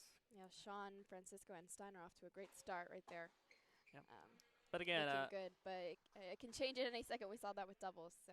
Yeah, but again, Sarah, we talked about it in the pre-show that these matches aren't necessarily meant to be extremely competitive, as Stein takes that one with ease. Great but shot they're there. meant more as a practice, as Learning a way to get experience. some experience, get some play out there. Definitely. They have been doing a good job of it so far. And that was another reason why Coach Jimmy changed that lineup just a little bit so that these players could learn together. It's going to be the team of the future next year with Rocha and Slump. They're likely to be at the top of the lineups in 2022 and I guess in the fall season here in 2021.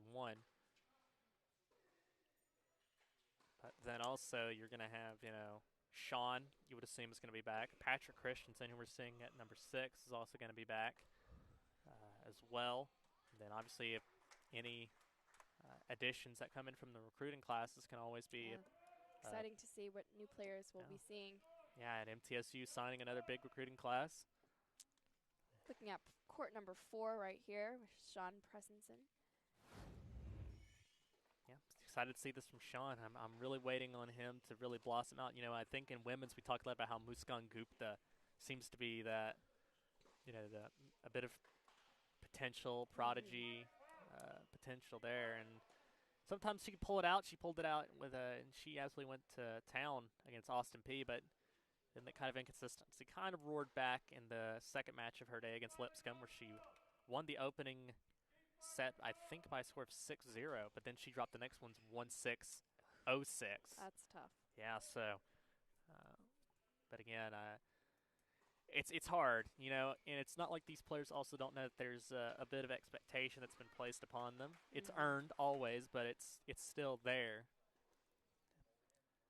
And I know Sean has it in it, and it's about pulling it out. But again, even if you're one of the better players in high school, that just makes you maybe one of the better players in college. It's a whole different ballgame because you're no longer just playing against people in your own country, your own state, your own area. You're playing against the world, Sarah. Right. And if I can tell a personal story here again, because I do like telling them. It's back in my hometown, Bristol, Tennessee. the great Bristol, Tennessee High School.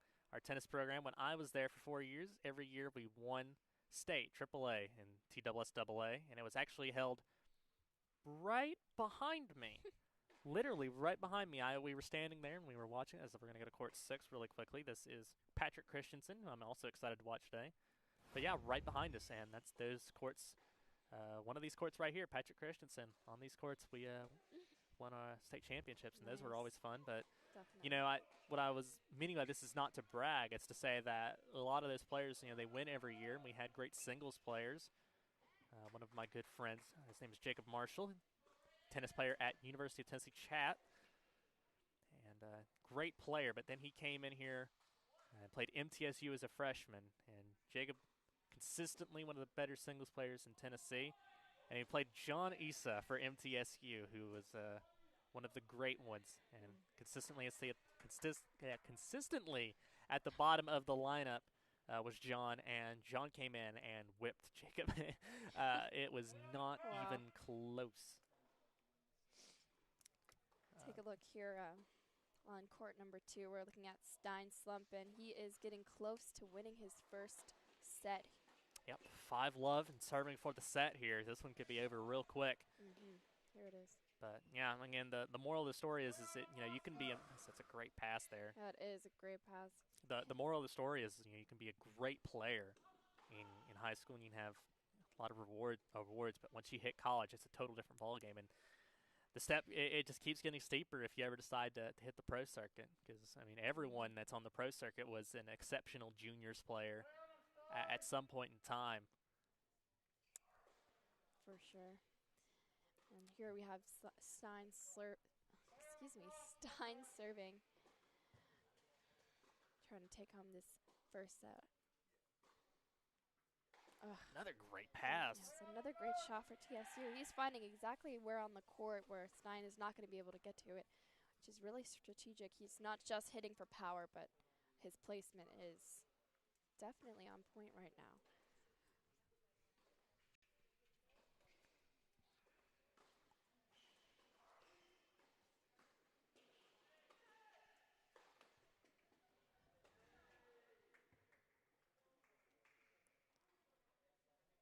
And there's an overhead shot right there for Stein.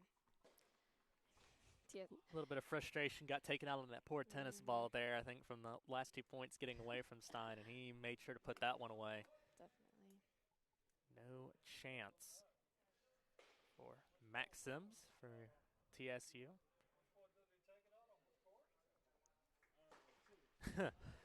Well, was that serve in?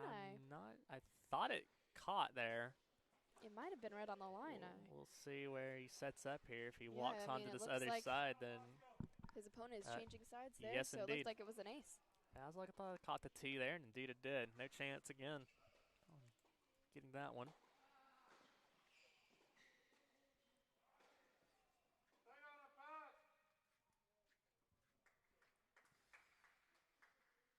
You can hear in the background Stein's little bit of a grunt there for his shots. An unusual one, but he's kind of known for that. Yeah, he's had it pretty much ever since he got here, and well, that ball went long, and that is the set going to Stein Slump, a 6-love first set in favor of the man on court 2 today, and that's exactly what you want to see from him, taking care of business. So now we're going to head back over now to court 3, I believe, which is where Max Roush, and he is up 4-1 in this set. It's the next highest, closest to that end of the first set, that 4-1, and we've got a few other 3-0s going on as well.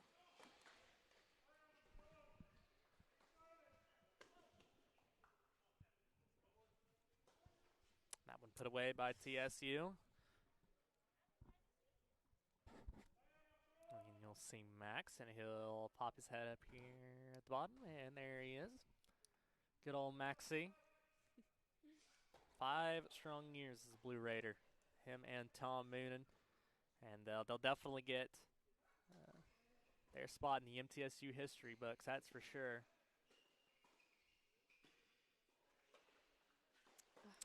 great job right there.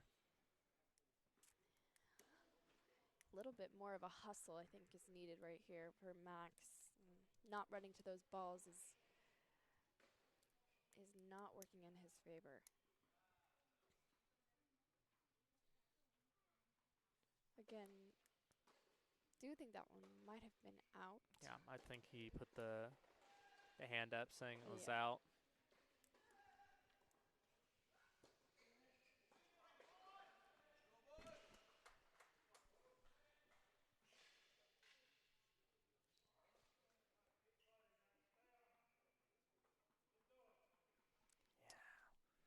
Tough one to dig out there. Yep. But Some nice cross-court play there. yeah, just keeping up some more updates as they come in, and we're going to have a special addition to the broadcast to help us out with that. Will Stevenson is back with some more updates from around the courts. A lot of action going on, Will. Yeah, I'm over here on court 1. I want to keep an eye on Rocha because he already dealt with one move up in a spot earlier today going against Lipscomb at number 2. But now with Moonen taking a little bit of a break for a doubleheader, he's moved up to the 1. And he just got another break on court 1, and he's up 4-0 serving. Nice. Absolutely. Well, thank you so much for keeping an eye on that one. That's kind of a special matchup for today.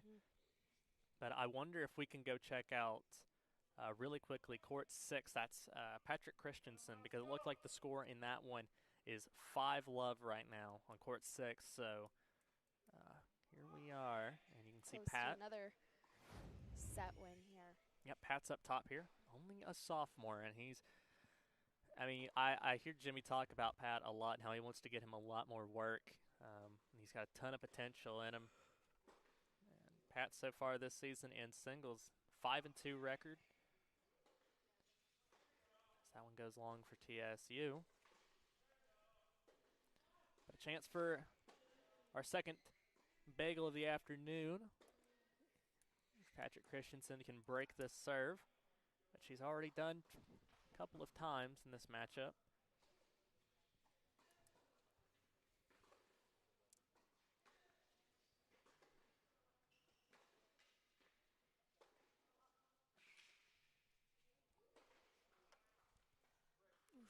Can't quite get it over. Not much structure here for Patrick's opponent here for TSU. You can tell the difference between a serve and, the best serves versus the weaker ones. Just from the arms and the way you wind up that serve. If you look here, he just kind of goes straight into it right there.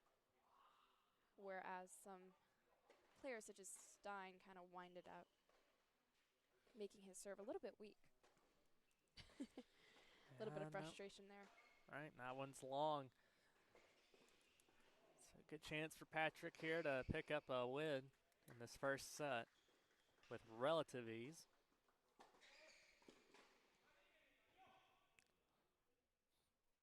Again, this is the court that's directly behind us, as that just went long. Yeah, just a little bit long.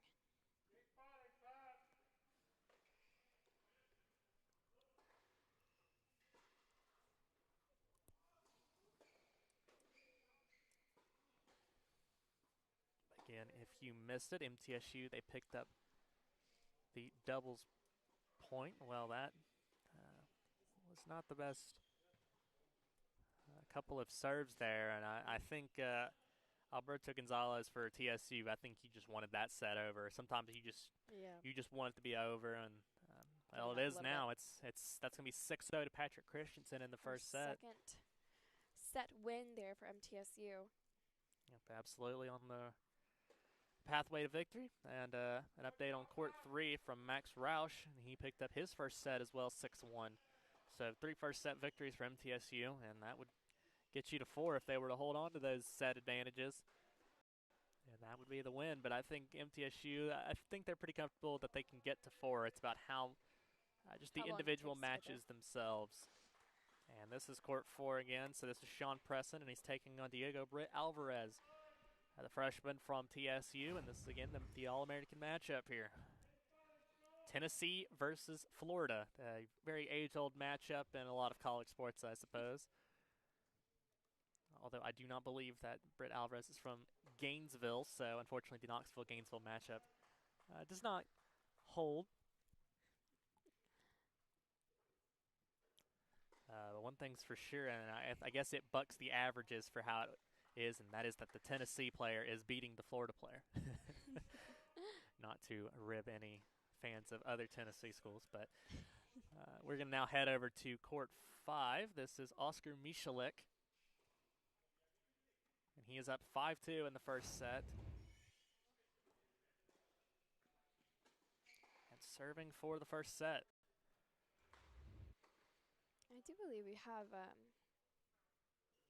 3 set wins now. Yep, 3. Okay, That's on the board. Yep, Court's 3, and that is 2 and 6.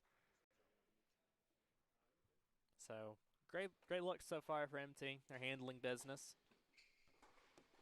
We didn't get to our keys to the victory in the pre-show, but just quickly going through them. One of mine was to get in and out quickly, and it was to let the young players get out here and play their best. And well, it looks like both of those are being achieved so far for the Blue Raiders. Definitely. And another key is just to play hard. You know, it's easy to goof off or take risks when you're playing a team that you know you fare well, you have an advantage over. But it's important to play smart, even with those easier teams. Yeah, absolutely. Which we saw with doubles. Right. It was pretty close there until MTSU realized they had to get think smart about their plays, and we're seeing them do well right here in singles. Yep, and it looks like Oscar Mieschelek was able to close that one out. So another first set going in favor of the Blue Raiders.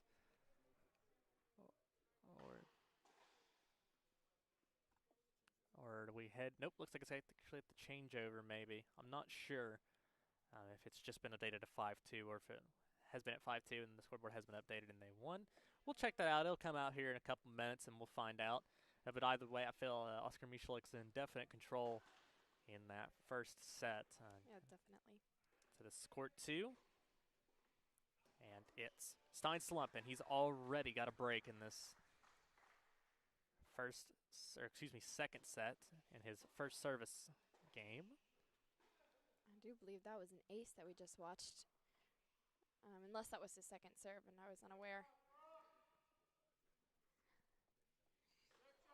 And yep, there goes the scoreboard update just now, and it was indeed that was Oscar Mieschelek winning the first set, 6-2, so I was right. And Francisco Rocha just finished his first set and wins it 6-1, so a lot of 6-1s, a couple 6-0s. And then Oscar, unfortunately, with the 1-6-2, can't hang out with the rest of the bakery and the bagels and breadsticks. But a win is a win, and he did it pretty easily right there. And actually, we're going to head now over to Court 4, Sarah. This is Sean Preston and Diego Britt Alvarez. And Sean Preston serving for the first set at 5-1.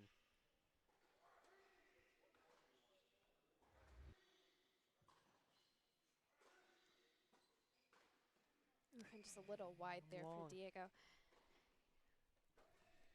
But yeah, we've started to see some of the second sets get underway. Like we said, we saw Stein for a little bit. He's up a break. And I'm trying, I can see Court 3 out of the corner of my eye. Max is up 1-0. Yeah, he's up 1-0. And it looks like he's serving, so that would also indicate that he's also got a break on the first service game. So again, MTSU's got breaks on Courts 2 and 3 in the second set. But this is Court 4 we're looking at. See if Sean can close it out. And that is long. You can see Diego's kind of feeling that pain right there from that long shot. Yeah. Getting a little bit frustrated in his head.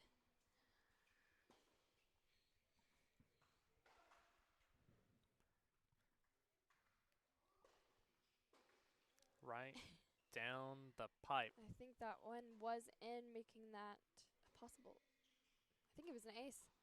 Yep. And yep. Yep, indeed it is.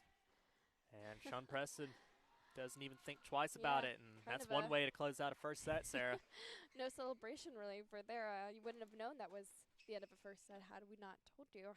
Yeah, so that's 6-1 going to Sean Preston, so he joins the Breadstick Club alongside Max Roush, Francisco Rocha.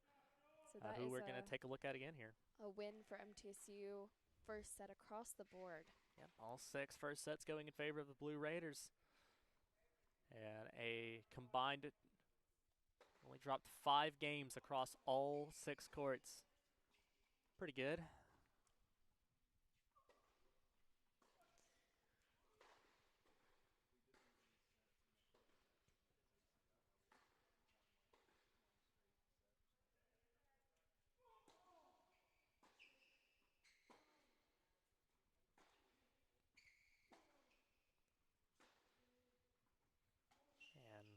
Quickly starting to get out of control again on court 3. I can see that that's kind of headed back to the changeover on the right side of your screen there. As we look at court 1, Max Roush, he's now up 3-love in that second set, and he is on the path to victory on court 3, as you would expect from one of the more consistent faces on the lineup. Whenever Max goes out there, you feel pretty confident no matter who he's playing in that middle or bottom of the lineup that he's probably going to pick up a win or at least get really close.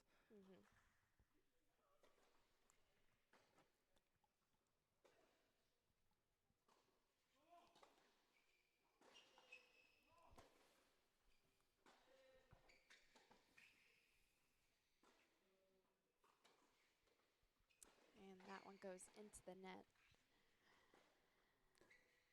Yeah, MTSU seems to be doing a good job of overpowering the Tigers. They just seem to be keeping them on that baseline for most of their shots, and it's really it's just so difficult, especially when you're kind of dealing with the power and how it comes so quickly at you, Sarah. It's you got to kind of lean back to kind of make sure you can actually hit it. Yep. And that takes a lot of the spin and power out of your shots. And that one goes just long for Max.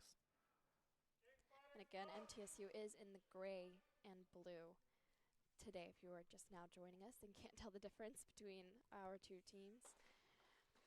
Yeah, unfortunately, we don't have quite the graphics packages of other networks where you can, like say for the Australian Open, where they put the players' names on the court and whatnot. But we do our best, and we hope you're enjoying the broadcast.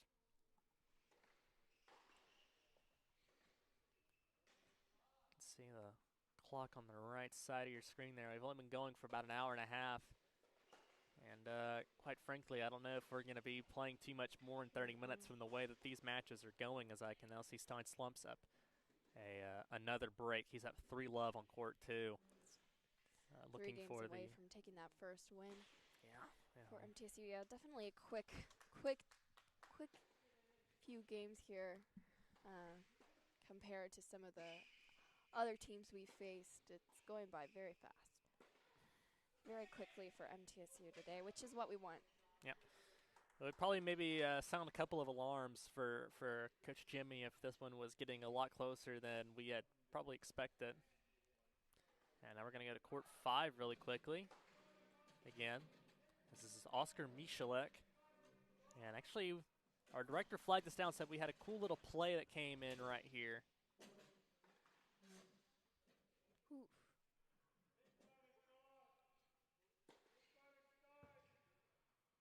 Wow. Nicely. What Look at a Oscar. rally there. Wow.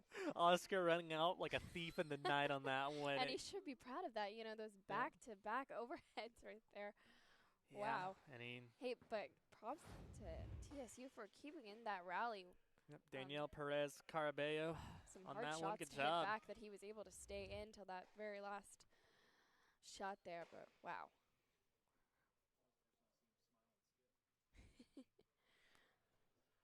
But yeah, looks like moving over to court 2. Again, this is Stein up 3-love and serving here in the second set. Has yet to drop a game in this match. It's gotta feel good. Just a little too much. There, a little bit wide. Too much mustard on that hot dog, unfortunately. Max Roush is looking very similar with exact same score except for 1 loss in that first set. Yeah, so he's out it's 3-0 for his second set there as well. Yeah, it's 6-1, 3-1. You said, Sarah, and it looks like on court 6, Patrick Christensen still yet to drop one. 9 straight games for him. He's at 6-0, 3-0 in that second set. So this is He's 5. moving at pretty much the same rate, playing everyone's finishing games pretty much at the same time, which is not always the case.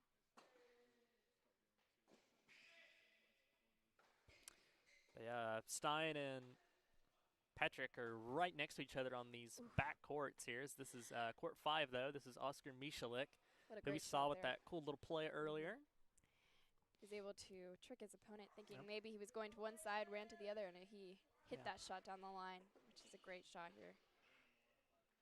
So split screen here. This is going to be court 1 on your left and court 5 on your right. So Francisco Rocha on the left, and we have Oscar Mieschelek on the right.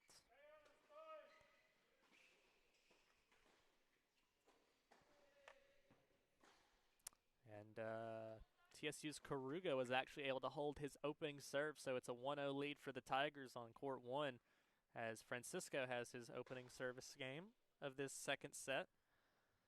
What a great shot right there. Took it one with these. Nothing really too much to sweat about on that. And again, Oscar looking good at the beginning of his second set. And he was able to hold his opening service game. So 1-0 lead for the Raiders on court 5. But still on serve on both of these courts, as Francisco was able to hold his opening serve for a 1-all scoreline in the second set. Oscar just a bit long there on that front court try there. Just dinked it over the net, but a little long. We'll switch over now to court 5. That's the one on your left, and we've got court 6. That's Patrick Christensen on your right. So the courts that are directly in front of our broadcast setup and directly behind our broadcast setup.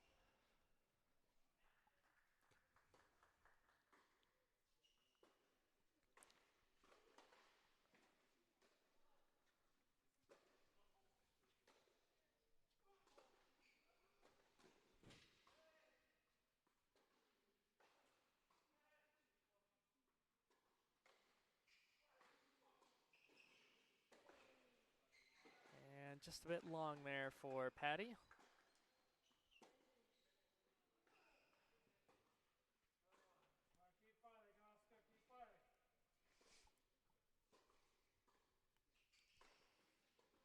And a little bit wide right there. So Oscar. For Oscar. Yeah, Oscar and Patty just going a little long.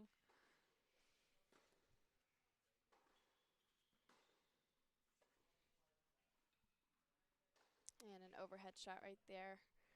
Beautiful. Big smash by for Patrick Christensen. Yeah. And, you know, again, I think this is also a test of what Coach Lola was telling us from TSU. She said she wanted her players to go out and fight hard, and they're going to be really tested in this second set after all of them really got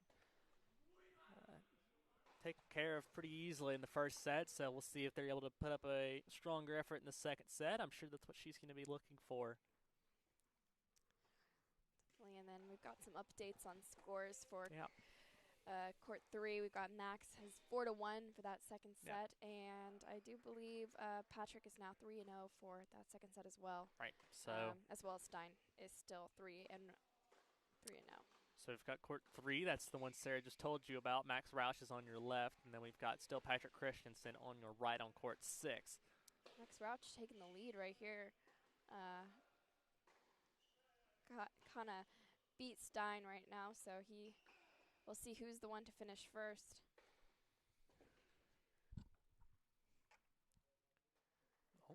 And beautiful shot, cross-court shot right there. Didn't even need to make that one a slam. Just hit that lob. Yep, just kind of dinked it back over. Little bit of a circusy shot, but counts all the same. A safe shot right there. You know, there's no point. Yep, Patrick Knew he was going to get that shot. So. Patrick, however, make sure to slam his one down. Did not want to take any second chances with it. Ooh. I think that's almost a thing of experience. When you're kind of a younger player in college, you're kind of wanting to absolutely make sure those points go in. So you're Yeah. finishing off every point as if it's the most important point. Meanwhile, when you're kind of a little bit more experienced, you feel more confident in your ability, and maybe that's why Max decided to just kind of dink that one instead. Yeah. But we'd have to get inside of his head to truly think about it, which I'm Mhm. sure is a fantastic place, knowing Max's personality.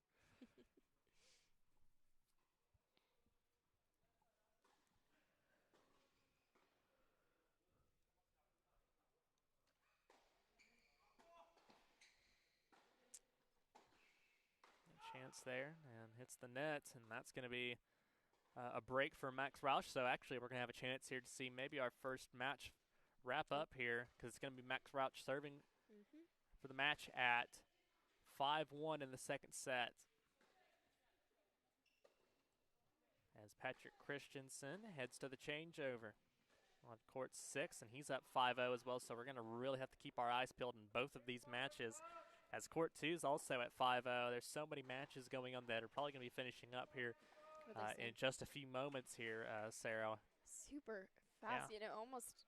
It's likely to be it's likely to be 4 for MTSU. It almost feels like it hasn't been much longer than the doubles match play, Yeah. even though they were only playing one set. Yeah. We've only been playing for an hour and a half, Sarah, and Yep. MTSU's already. You can see on your left, Signs ready to play without even taking a break, sitting down, ready to finish this one out. He has a couple of assignments to do tonight or something. Wants to get out of here quick.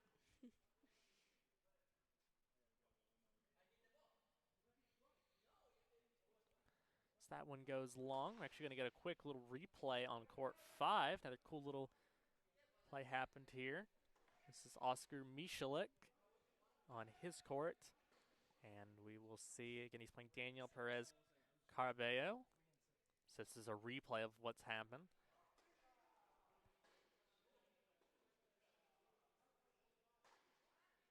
Oof. What quick reflexes there, right? He tried to no-sell it there.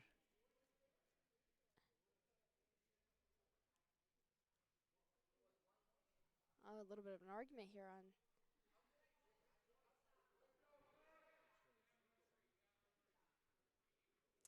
So he's claiming that the ball was hit twice, I do believe. We'll see who this goes in. Let's see a little quick replay of what just happened. I thought the ball was still absolutely in place, Yeah, Sarah. I didn't see anything that went straight. I was confused as to why he turned around. Yeah, let's watch again here. Let's see.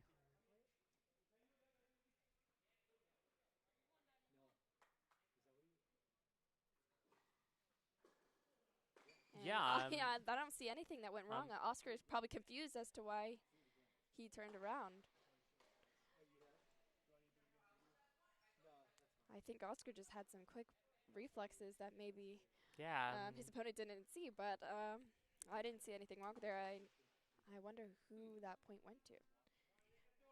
Yeah, they're still actually kind of hanging out on court 5.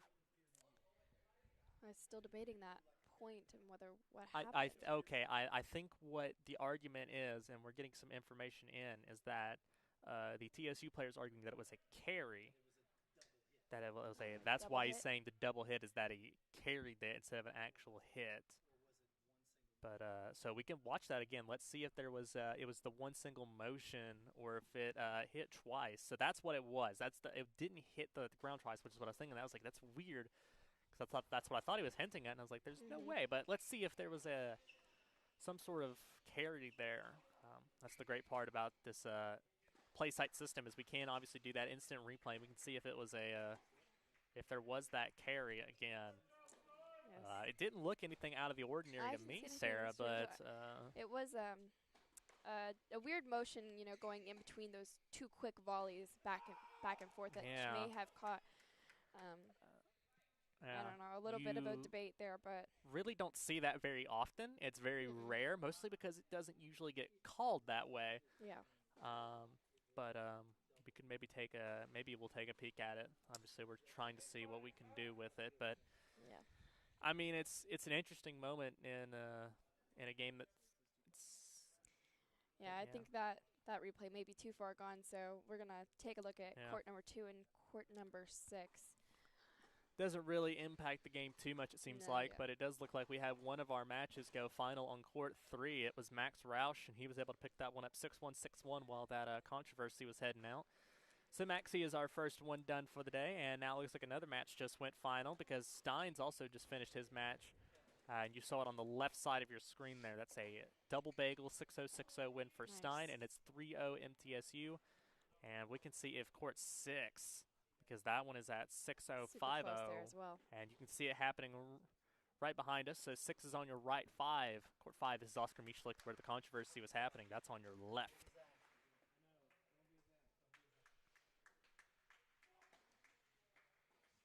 Patrick puts it away, and that was for the match right there. So Patrick Christensen wins with a double bagel 6-0, 6-0. And Sarah, that is 4. So MTSU has claimed victory in the team score. There it is. Quick and easy for MTSU today. Yep.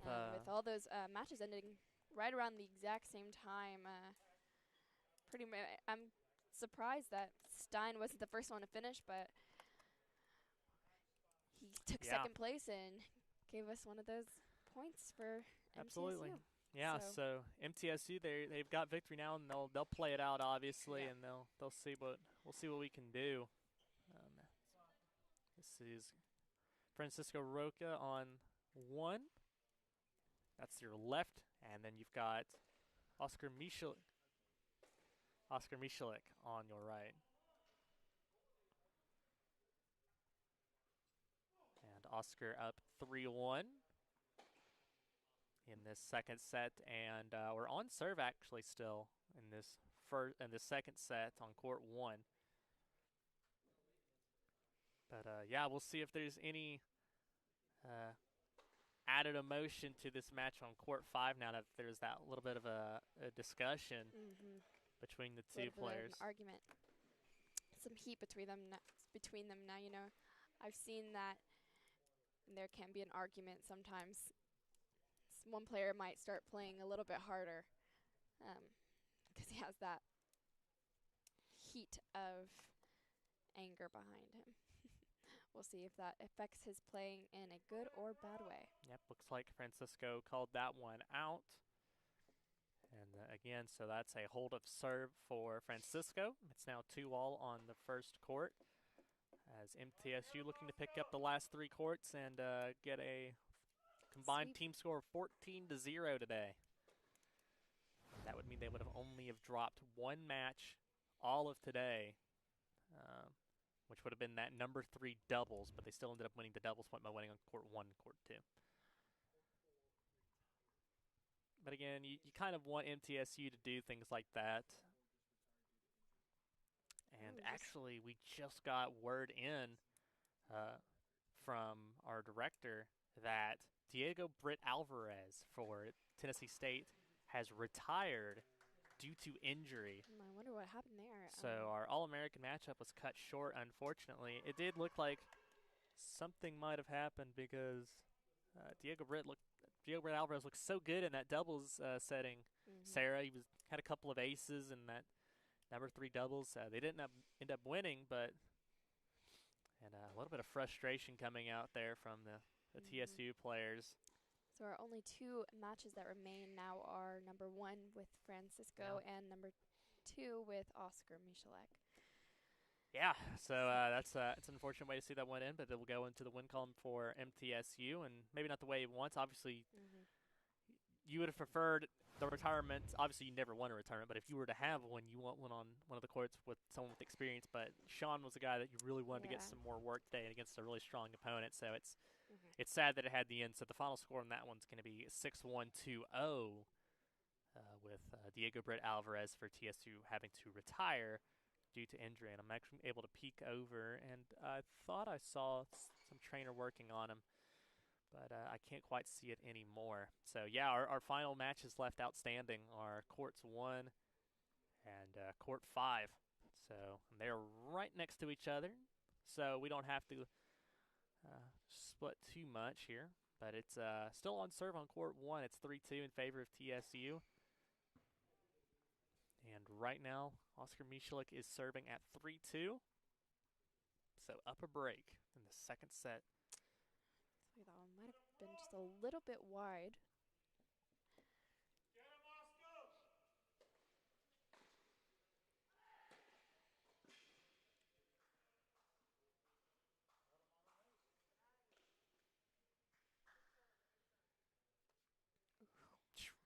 Wonderful serve. Ace there Yeah. for Oscar. No chance for them to get onto the I think it was Danielle Perez Carballo who was unable to get onto that one, and so I believe that's going to be heading to the changeover at an advantage for MT. Or nope, looks like, sorry, I got ahead of myself. They still have one more game in this to play for the changeover. But we are heading to the split screen now, so you've got court 1 on your left and court 5 on your right.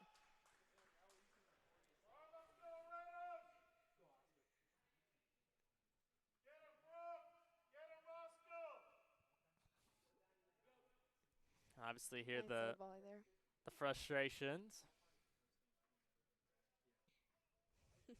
And now the MTSU fans returning in kind. Kind of hear the courts kind of echoing off of each other there. And it's just how it is. Now everyone is really moved over to this front side of the courts on courts 1 and courts 5. And then all of the players have actually started to congregate on court 3. And again, that score right now for court 1 is 2-3 for that second set, and then on court number 5, 3-2. So, yep, and I think TSU now in the lead on court number 1, and MTSU in the lead on court number 5. Yep, and looks like because Francisco closed out, it should now go to 3. Also, we're still on serve on that first court. So well done from Francisco. And again, I'm going to go out on a limb and say that if either of these TSU players manage to win this second set, that they'll probably play out the third set in a 10-point tiebreak instead of playing a full third set. But because we've only been here, Sarah, it's only been 2 hours and 15 minutes, give or take, since we've started our broadcast, and it's been an hour and what would that be? About an hour and 45 minutes, give or take. That we've been playing. So this one was really fast.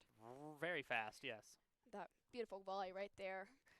Run the net for Francisco. Giving him that point. So, yeah, Sarah, now that we're probably, in all likelihood, going to be done here in the next 20 to 30 minutes, give or take, I think we can start now talking about this next week of tennis for MTSU, and man, is it going to be a big one, because they've got 2 huge SEC opponents coming up on their schedule, as Vanderbilt is going to be coming to the Adams Tennis Complex on Friday at 5 p.m., and then we've got MTSU. They're going to be hitting the road. They're going down to Auburn, Alabama, and they're going to be playing Auburn on Sunday morning. So that's going to be a very interesting matchup as well. And those are going to be 2 big tests for the Blue Raiders. Again, watching Oscar. Nice work there. Oscar's now up 4-2 on this second match. So only 2 more games to finish this one out. Was able to hold his serve. And now 3-3 on court number 1. Looks like he might have picked up another one.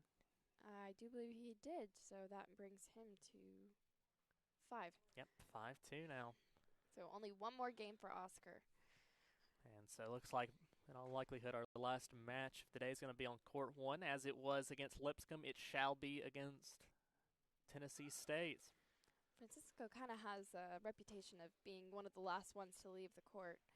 Yeah, his play style is a lot different from people like Stein. Sometimes it takes him a little bit to warm up there. Get used to his opponent. But while it's not the flashiest, it certainly gets the job done. That's why he is the leading, most winningest player so far in the 2020-21 season for MTSU, and he's going to pick up that one as well. So it's 4-3. Yeah, so Francisco with a great opportunity here to help put this one away. And so, again, we're going to keep our eyes on both of these courts, but it's going to be Oscar Mieschelek who's going to be up to serve for the match at 6-2, 5-2.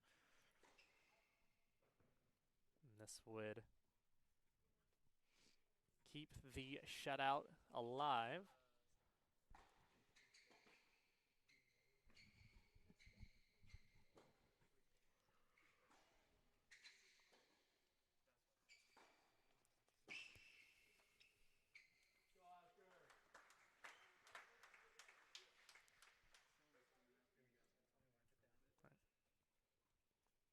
That one's long, so Oscar gets the bounce in his favor.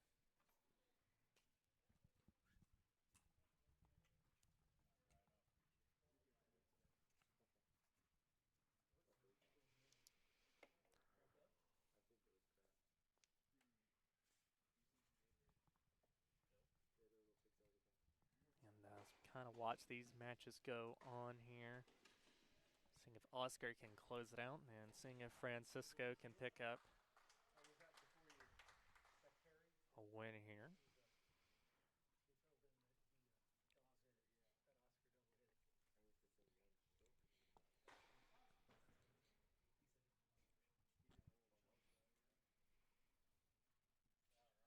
But we're actually going to have a special guest to help kind of take us out through these final couple of matches. So to guide us through, we are actually happy to be joined by Sean Presson. Thank you. Who's joining us today. Sean, obviously a good performance through your match. Unfortunately, had to be retired early due to injury. Kind of take us through what kind of happened there. For me, it was just like I was playing, at 3-0 the first set. I started kind of moving a little differently and started slower. And he took an injury timeout, and I think it was cramps. I'm not sure what it was, though. Yeah, it's kind of a shame. That was our All-American matchup. You two were the only natives from the U.S. that were out there playing today, and so we were excited to see that, but unfortunately cut short, which I'm sure all parties are disappointed about. That's pretty rare in college tennis, so. Yeah, absolutely. It's the first time I've seen it happen, actually. So, but then again, Sean, it's still it'll still go in your favor. But anyways, it was cut short. But like you said, you're happy with the performance today. Obviously, every time I get a win, it's always nice. So happy to get the win. Yeah, that matters. So are we. Yeah, absolutely. And now, kind of taking us through these last couple of matches here. We've got the one with Francisco on court 1, and we've got Oscar on court 5, who's really getting close to finishing it out here. What do you like seeing from these two and as they close down here? I mean, from Brock, just to continue playing aggressive. He's done so much better this semester, but continue pushing, being aggressive. I mean, he's so good defensively, so I think from him, that's important to stay through this match. And then Oscar just finished up. He's also so good on the defense, but also playing more aggressive. So it's good to see from them. Yeah, and we just saw Oscar. He's going to finish that one up 6-2, 6-2. And so MTSU now at 6-0 on the team scoring. So now we're just looking at Francisco over here. And 4-3 score on this one. Need to tell him to get it done so we can get dinner. I feel that for sure. Yeah, you guys got through this match pretty quickly here. And, we're going to really interested to hear your thoughts about this upcoming week's matchups, because you've got two big games. You've got Vanderbilt on Friday and Auburn on Sunday. Are you excited about heading out for the SEC matchups? For Vanderbilt, I mean, it's pretty big because I've never seen us beat them, and I think we have a really good chance of beating them this year. So I'm really excited to see that. And for the next one, I believe, two SEC, it's like crazy to see. We almost have like an SEC schedule, I feel like, looking at some of the lineups. So, it's really exciting stuff. But, yeah, I would love to get the win against Vanderbilt. Yeah, definitely. I think Vanderbilt came to the ATC 2 years ago, if I'm not mistaken, and that one came really close down. The Doors ended up picking that one up. But you guys actually have a kind of a home and home, because you play them on the 5th, and then you got to go at Vanderbilt on the 14th. Still get two shots at Vanderbilt, and maybe you might come out with both of them. That would be pretty impressive. That would be nice. That would be very nice. I'd love to see that. So yeah, Sean. Also, I want to talk a little bit about your doubles performance that you had today. You paired up with Patrick for the first time, and that went pretty well. You guys won 6-3. What went so well for you all? Fortunately, we got up to a quick start, 3-0, but then we kind of let it get away from us a little bit. We lost Patty's serve on a deuce point. I put the volley in the net. Not too good for me, but we were able to come back from that and, get it done 6-3. So like to get off the court sometimes in those matches as quickly as possible. And how do you like playing with Patty? Is he a great teammate there? He's a great teammate. Big forehand, big serve, good hands at the net. So I mean, it's always nice playing with him. So, but yeah, it was nice. Absolutely. All right, Sean. Well, we're gonna let you go here because we're coming up into maybe the finale here of this Court 1 singles match as Francisco tries to close it out. So thank you so much for coming up and talking to us. We appreciate it. Thank you. Thank you. Yeah. And again, that was Sean Presson, who picked up the win today at number 3 doubles, and unfortunately picked it up through number 4 singles through retirement. But a win, 2 wins for him today nonetheless. And again, we're watching here Francisco Rocha up 6-1, 5-3. And he's got a chance to close this one out and ensure the double shutout today for MTSU in the doubleheader. And that was just a little bit long, I think. Got a good chance here, and he'll have to break to win it here in this game. But with the way that Brock has been playing today, as he is affectionately known by his teammates there, see if he can close it out here.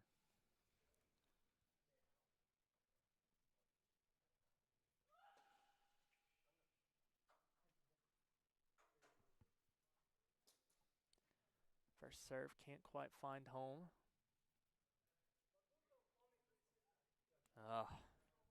And that's got to be really frustrating there. Yeah, you can definitely see the frustration. And now Francisco has a really great chance to break and win the match. And like I said, send Sean and everybody home with dinner early.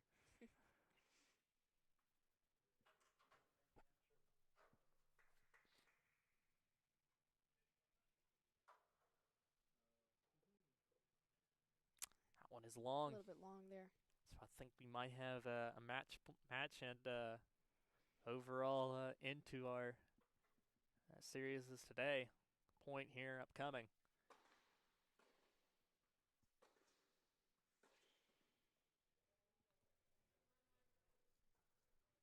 And everyone has now lined up right behind Court 1 for these last couple points.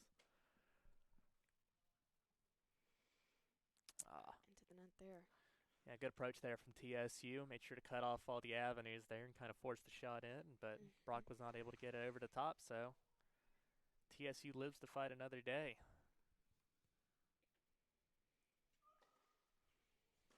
But still very much in danger in this service.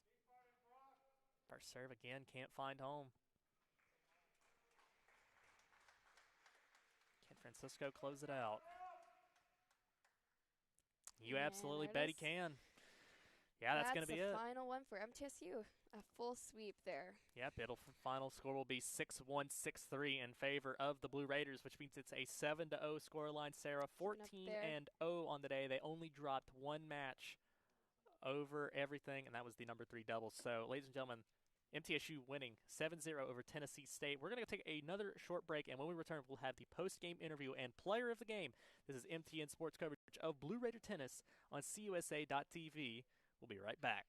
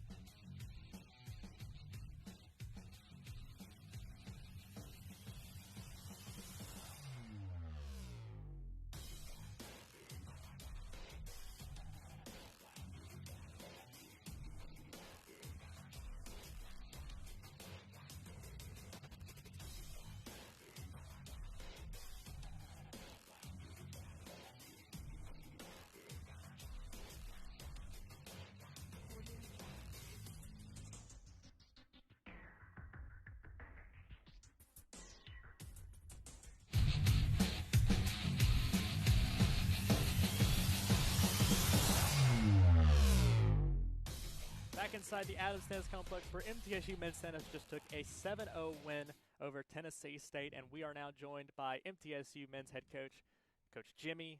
Coach Jimmy, congratulations again on the win. 2 sweeps for you all today. What are your thoughts from today's matchups? Thanks, Sarah and Nate. The guys came out sharp. I mean, we only lost, the one doubles match today. So 2 7-0 wins. What more can I ask for? Right. So it's good stuff. Yeah, absolutely. And again, you decided to kind of switch things up with that number 3 doubles pairing of Sean and Patty, and they ended up getting you guys over the top with that win 6-3. What did you like seeing from them? Did they live up to your hype? Yeah, there was one game I saw on Patty's serve that looked like there were some hiccups. I think it went to deuce point, but other than that, they took care of business.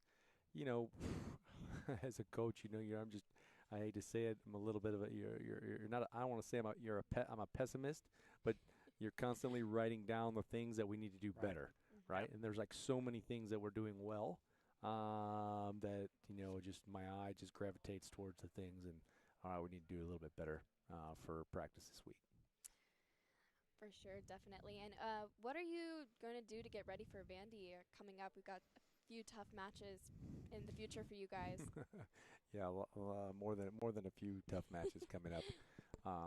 Probably call this portion of the rest of the season the gauntlet. It's gonna be tough. So I'm just gonna we're gonna focus on Vanderbilt. Vanderbilt this year their doubles has improved from what I've seen, and we've won the doubles point I think 3 or 4 years in a row against them. So we need to kind of get that point. The problem is then in the singles they've beaten us quite a few times. In our building it should be fun. I know we'll have this place at capacity, so that'll be fun. But we'll just get a little tomorrow rest and get a little bit better on Tuesday, Wednesday, Thursday. Yeah, the 2 pairing today for doubles was kind of struggling a little bit at times with Max and Francisco. What do you think? What kind of went a little awry there, even though they ended up winning?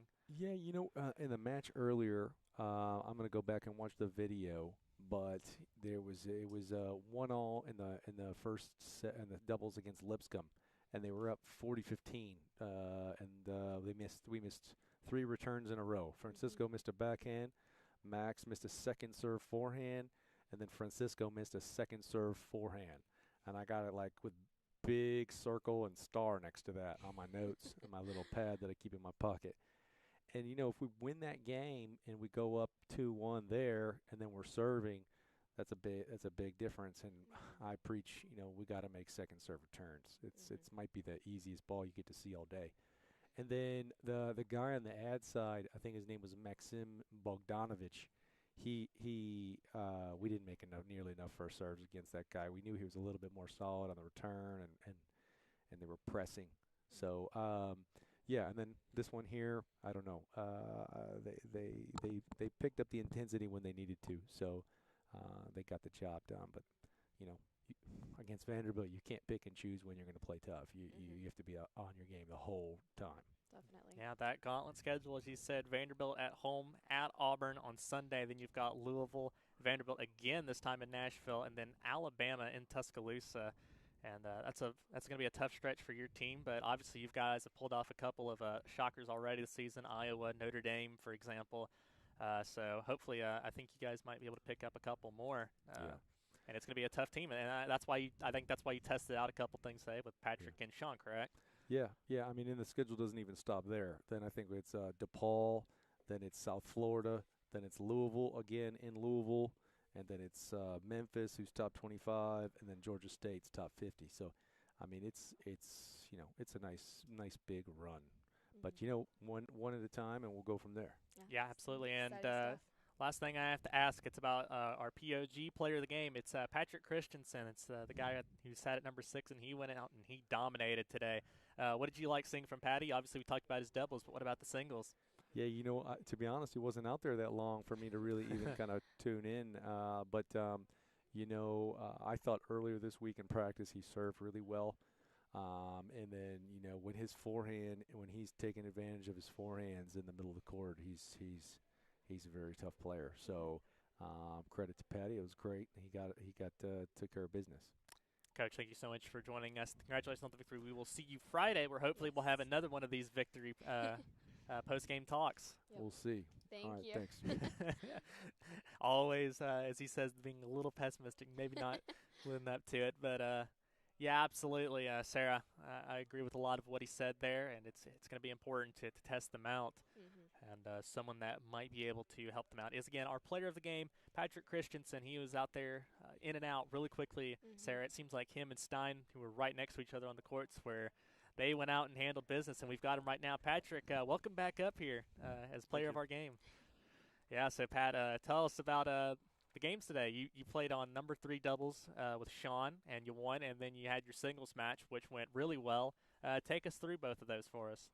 Well, doubles first. I mean, me and Sean have played before, so I mean, we know where we both are and how we play. So I think today we just came through and we did what we had to do, and yeah, took care of business as Jimmy likes to say.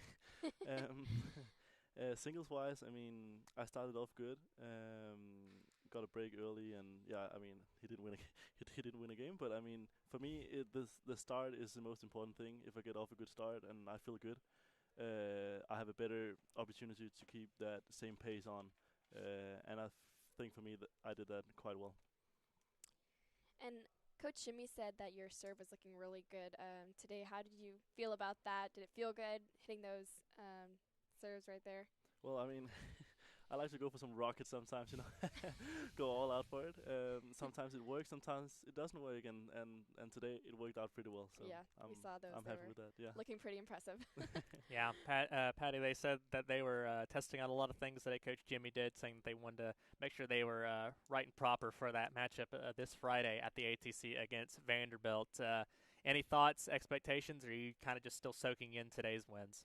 Well, I mean, expectations-wise, it's hard to say. I mean, we have such a deep team, like everyone can play and everyone knows how to win matches. So the following practices coming week, we'll just have to keep competing and we'll see who's going to play. And, I mean, any of us who's going to play is going to do great. I'm sure about that.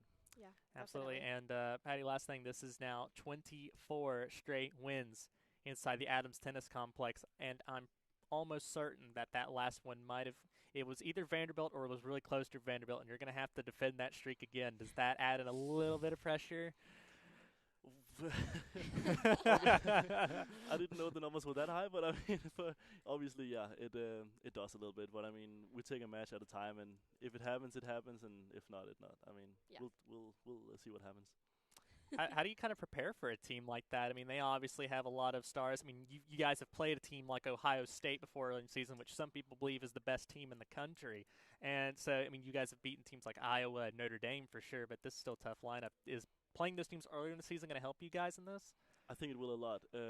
Like the experience we get from playing those teams early on and by competing that well early on will give us a lot of confidence, I think. And we know that we can beat Vanderbilt, but they are a very tough team, and we last time we played them, we haven't done that well. So I mean, for us, I think it's huge time for us to show the confidence we have right now as a team. So I think we can do really well. Patrick, so. Yeah, congratulations again on the Thank win, and hopefully you get that nice dinner, because Sean was talking about how he's hoping Francisco and you all wrapped up so he can go get some. So exactly. Thank you again, Patty, for you. joining us. Congratulations on winning player of the game, and we wish you luck for the rest of the season. Thank you. Bye.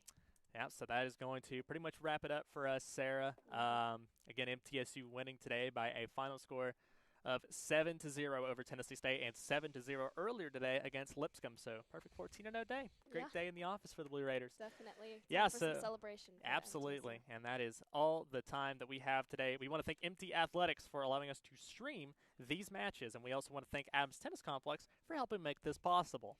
If you missed any of this or previous matches, you can find a link to these CUSA matches by visiting our website, middletennessenews.net, and clicking on your sports page. There you will also find the full schedule for men's and women's matches. Absolutely. And again, we've emphasized it so much, but we will be back this Friday. It's going to be March 5th. That is when MTSU faces in arguably its biggest match of the season. They're taking on Vanderbilt, and you will want to tune into that one, ladies and gentlemen.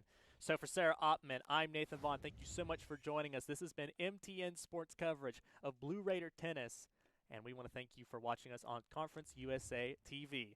Until next time, so long.